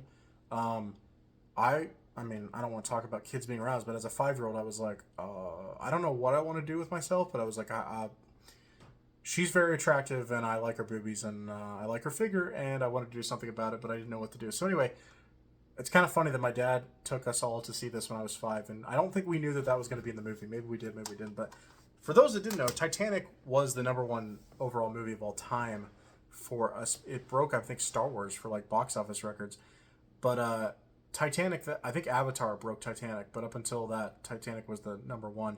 And I remember there was an exhibit that came to Kansas City that was at the Union Station that was full of like just Titanic stuff. And we went to the exhibit and then we went and saw the movie, or maybe it was vice versa. Maybe we went and saw the movie and then went to the exhibit. But regardless, Really cool. And I remember they gave you like a little ticket that told you like what passenger number you were, and like if you as the passenger survived. And I think I died, so whatever. But really cool. And I guess what I'm getting at is younger kids, younger generations will not understand like what Titanic meant, how big it was culturally at the time. Tomorrow Never Dies. I was late to the party with this one. I did not grow up watching this one. It just slipped through the cracks. But Jonathan Pryce is the bad guy's great in this. I just love Pierce Brosnan Bond, so like this is high up there for me just because it's Pierce Brosnan Bond. I don't think in some ways the plot is genius, and in some otherwise like execution. I do think out of the four Bond movies, this is probably the who did this Roger Spottiswoode. I don't know who that is, but I think this is the worst directed of the four Pierce Brosnan movies, and yes, that is including Dying of the Day. I think this one's the worst directed, but it's still really good. And like I said, I think Jonathan Pryce really steals the show for me. I think I mentioned before, my dad's in the hospital, and I probably should watch Big Lebowski because I don't, this is his movie. Like, I watched this before I knew my dad liked it, but when I was in the military, I remember I came back, or I was talking to my dad, and he told me that he had watched this movie called Big Lebowski. He's like, "Have you seen it?" I go, "Yeah, I've seen it." And he was like, "I love it." And he was like, I just get it. And what we came to find is like, there's just people that understand the dude and other people that don't, but it was really cool. It was like a bonding moment between like father and son. Like, he loved a movie that I also loved. He loves it more than I do. This is like his favorite comedy, but I love it. I mean, I can just quote a bunch of just random stuff that I find hilarious. Like when, they're like, just because we're bereaved doesn't mean we're saps. And then like, he's like, well, yes, the urn is this much. And he's like, was there Ralph's around here? Funny enough, when I was in LA a couple years ago, I drove past a Ralph's and I took a picture of it and sent it to my dad and be like, "Hey, I'm here." But John Goodman's perfect as Walter, and obviously Jeff Bridges is perfect as the dude. It's a great movie that, like I said, some people just don't get it at all, and it just falls flat because they're expecting, like, I don't know, goofy, like, oh. No, it's all just these guys, the way they're acting, and some of the lines they do. I don't know. It's just a great movie. Godzilla, this is like a guilty pleasure for me. I grew up with this. I remember this is the first movie I ever asked for to own. This movie came out, I believe, in 98. And I think Christmas of either 98 or maybe it was, I think it was Christmas of 98. I think it was 6. Maybe it was Christmas of 99. I remember this had come out of VHS and I was like, "Mom, I want this movie." And I got this movie. And I loved it. And I still have a soft spot for it. I acknowledge it's got some problems, but I still think Matthew Broderick as Nick is good. The girl that plays Audrey, I think, is really good. And I don't know. I bought this whole thing. The only thing I got bummed out as a kid is I wanted Godzilla to be the good guy, and he wasn't. And that was kind of sad. But I liked it. It was a different take on Godzilla. So I liked the movie. And I think it's just Roland Emmerich. Yeah, it's Roland Emmerich. He actually is kind of the perfect choice for a Godzilla film because he can really do the destruction and like what it would be. So I know you can't see, the cover has been completely destroyed. My dad's his ex-wife's daughter, that was his stepdaughter basically, her son or her daughter, one of them, I let them borrow this movie because she was like, "Yeah, I want to show them some movies." And she brought it back to me, and the cover had been completely ripped up, which I'm like, I don't really even know how you do that. You just set it on a shelf and they can't touch it. But anyway, I still have Mulan. Mulan's a great movie. It's one of my favorite Disney animated movies. See, all the time these studios talk about like, well, you guys are sexist because you don't want to see a female hero. Mulan is a female-led story. At no point is she like, "I'm better than all the dudes," blah, blah. She doesn't make it a competition. She reluctantly accepts that challenge of joining the military because her dad, she wants to save her father. She does it out of duty and honor for her father. And the music is great in that. The animation, just the way it looks. Mulan's great. I heard the live action one sucked. I'm not surprised. Armageddon, I need to rewatch. I saw this in theaters as a kid, so I was 6 when I saw this. I remember we had Armageddon posters that I believe we got in the movie. They handed us to us. I don't feel like movies do that anymore. They don't give you like posters. I would love if they did that. But Armageddon, I need to rewatch this. I remember really liking Billy Bob Thornton here. Obviously Bruce Willis. I remember being a kid and being like saddened up because obviously Bruce Willis doesn't make it, if you didn't know that. But I want to rewatch it. I think this is one of Michael Bay's underrated movies that people, I know like Siskel and Ebert hated the movie, thought it was just loud noise, junk, whatever, but I like it. And then last thing on this shelf, we got Small Soldiers. Small Soldiers is, just great 90s fun, I would say. I don't know. I have a lot of fun with this movie, and I need to rewatch it, though. But I grew up watching this movie. I think I might have seen this in theaters or soon after. And Let me tell you something about this movie. It's rated PG-13. It could be rated R because of some of the dialogue, the language that's used, and some of the things that are referred to. But they sold this movie to kids. Like, they were like, hey, toys coming to life, blah, blah. It's like Toy Story in a way, except with more action. This movie, some horrible things happen in this movie because these toys come alive and like go after like these kids and they're trying to kill them. But it's also just a really enjoyable movie. But I need to go back and rewatch it. So here's what I'm gonna do. I'm gonna do one last section. I'm gonna break this up into parts. I'm gonna do this last section and then I'm gonna cut this video, and we'll go on from there. So this will be in thirds because this is taking a long time. Saving Private Ryan. I think you could argue this is Spielberg's best. Now, I haven't seen Schindler's List, and that's because I'm not normally motivated to go watch a 3-hour movie that's about the Holocaust and really super sad and depressing. Saving Private Ryan is not super sad and depressing, although it does have some moments, but Saving Private Ryan is a masterpiece. And yeah, I think I watched this for the first time when I was, like I said, into my collecting phase, maybe 15 years old, 16 maybe. And I was like, where has this been? This is great. All right, here's one that was recently fresh for me. Lock, Stock, Two Smoking Barrels. My buddy Jesse, he wanted to watch some Guy Ritchie movies, so I was like, here, we'll watch Lock, Stock, and then we'll watch Snatch. Lock, Stock, I used to think this one was better than Snatch because I'd only watched them like once a piece. Lock, Stock is not as good as Snatch. Snatch is better, but Lock, Stock, I still enjoy it as kind of like a weird, it's not a heist movie in a way, but like the guys are trying to just like get some money, and they have a way to get some money, and then it kind of, they run into a bunch of problems. But the way everything resolves at the end is kind of cool. But no, it's not better than Snatch. But my buddy Jesse, he hated this movie. It was like, there's nothing redeemable about it. I'm like, I don't know about that. All right, I need to take a swig of water. This really does dry out your mouth really quick. Rounders, I watched with my buddy Jesse recently. Pay that man his money. John Malkovich is great as the villain. He's not in it a ton, but he's great. So a lot of people love Good Will Hunting, about Matt Damon being this smart kid, super bright, whatever, that has gifts, but he's not using them. I hated Good Will Hunting mainly because I found the character of Will Hunting to be super annoying, and I was like, I can't root for a guy that I actively just like hate. So, because he's just an asshole. He's not like redeeming, he's just an asshole. Rounders, Edward Norton is an asshole, but Edward Norton is like that buddy, like it's similar to my buddy Jesse.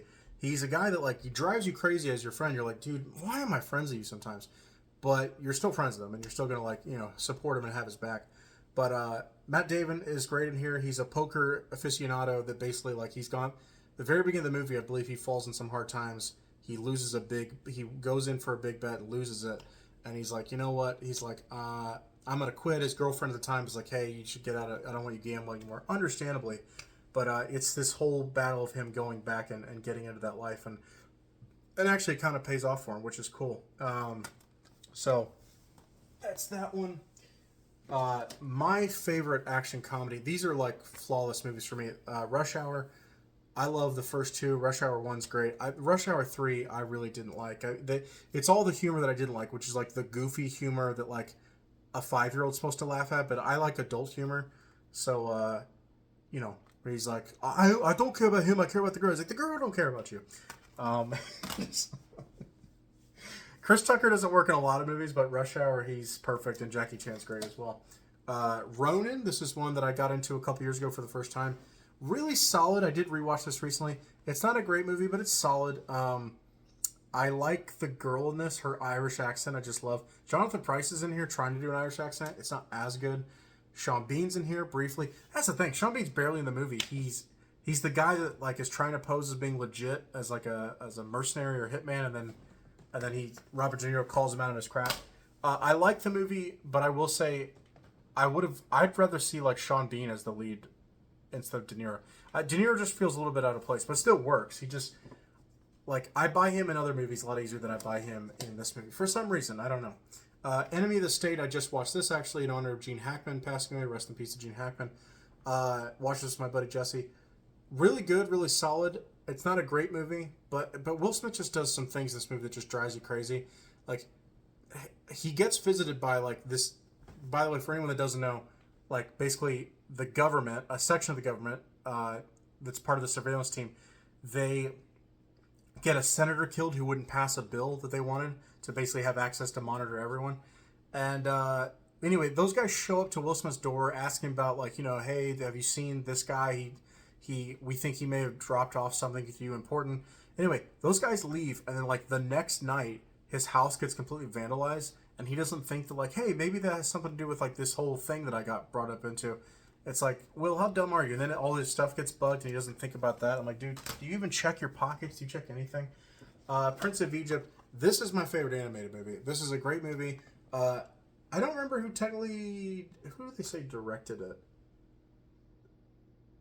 Directed by Brenda Chapman. Okay, it says like 3 names. It was produced by Steven Spielberg. Prince of Egypt is, once again, I love a religious story that doesn't shy away from it. It doesn't shy away from it. The songs are super great and memorable, and the acting is great. Val Kilmer plays Moses in here. He does an amazing job. Ramesses is played by Ray Fiennes, and the stuff that they do back and forth with each other, you know, Moses telling him like, Ramesses, in my heart you are my brother, but like, you know, the God of heaven like has told me like, you know, this oppression against the Jews cannot stand, like the Hebrews, this can't go on. And it's like a tough, because you imagine like, I have a brother, I love him to death, but I can't imagine having to like go up against him. Like God tells me like, you have to like basically wage war against your brother. I mean, thankfully my brother's not someone like Ramesses, but it's a great story. But the Prince of Egypt is a great movie. Payback. So this says straight up director's cut. I will let you know the real version that I have, the case is in here. I prefer the regular American case. But here's what I did. I ordered, I'm sorry that you have to do this, but this is like the European version that it does play. It's region free, I believe. Or at least it works. What does it actually say? It's region free for those that don't know. But anyway, it works fine. I tested it out. It works fine. But if you are looking into Payback the director's cut is fucking, excuse my language, but fucking awful. He redoes the third act. It doesn't work.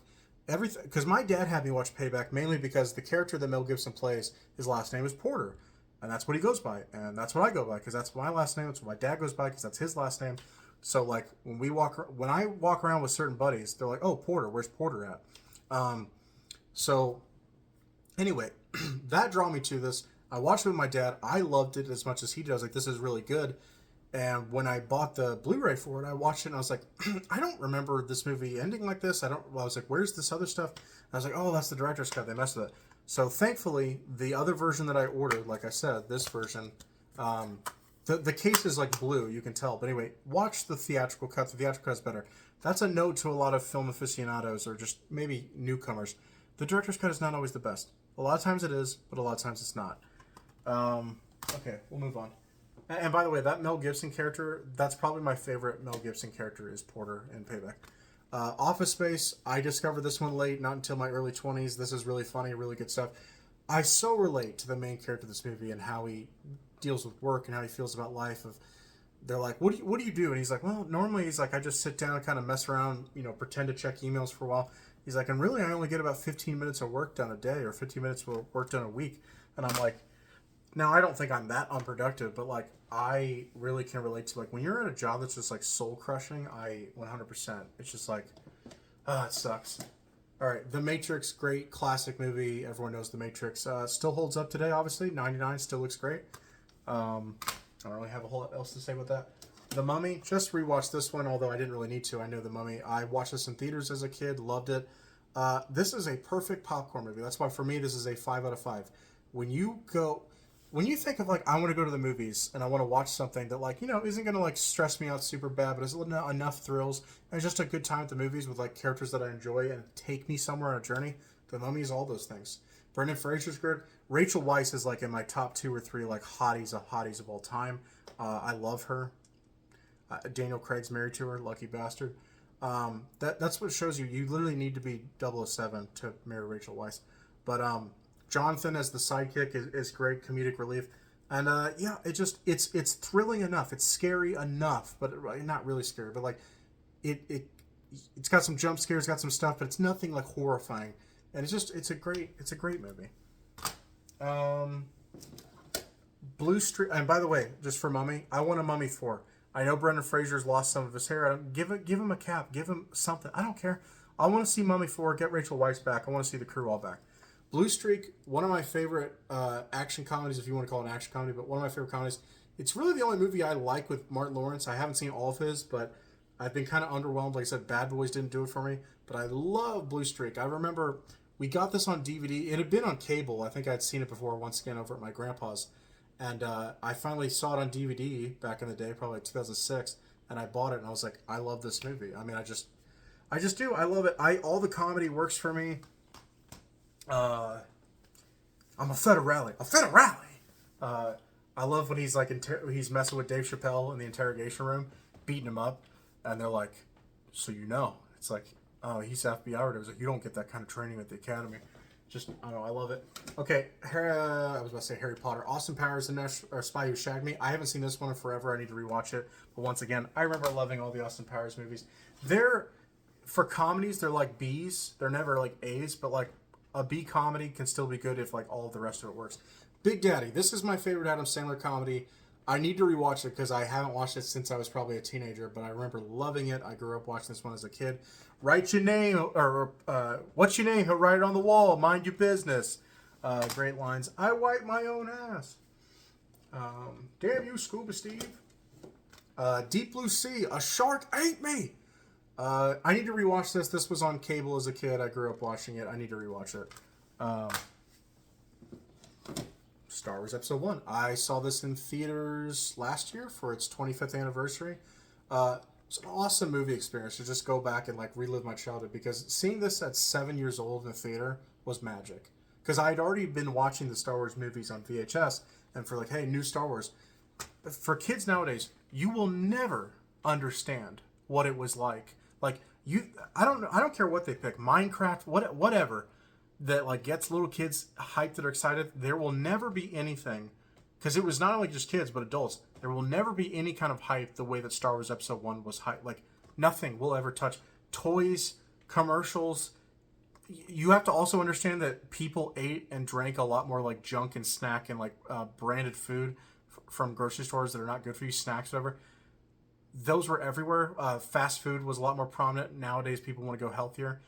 It was everywhere. I mean, I remember my brother was collecting the the Pepsi cans that had the Star Wars characters on it. He collected those, and I don't remember how far he got.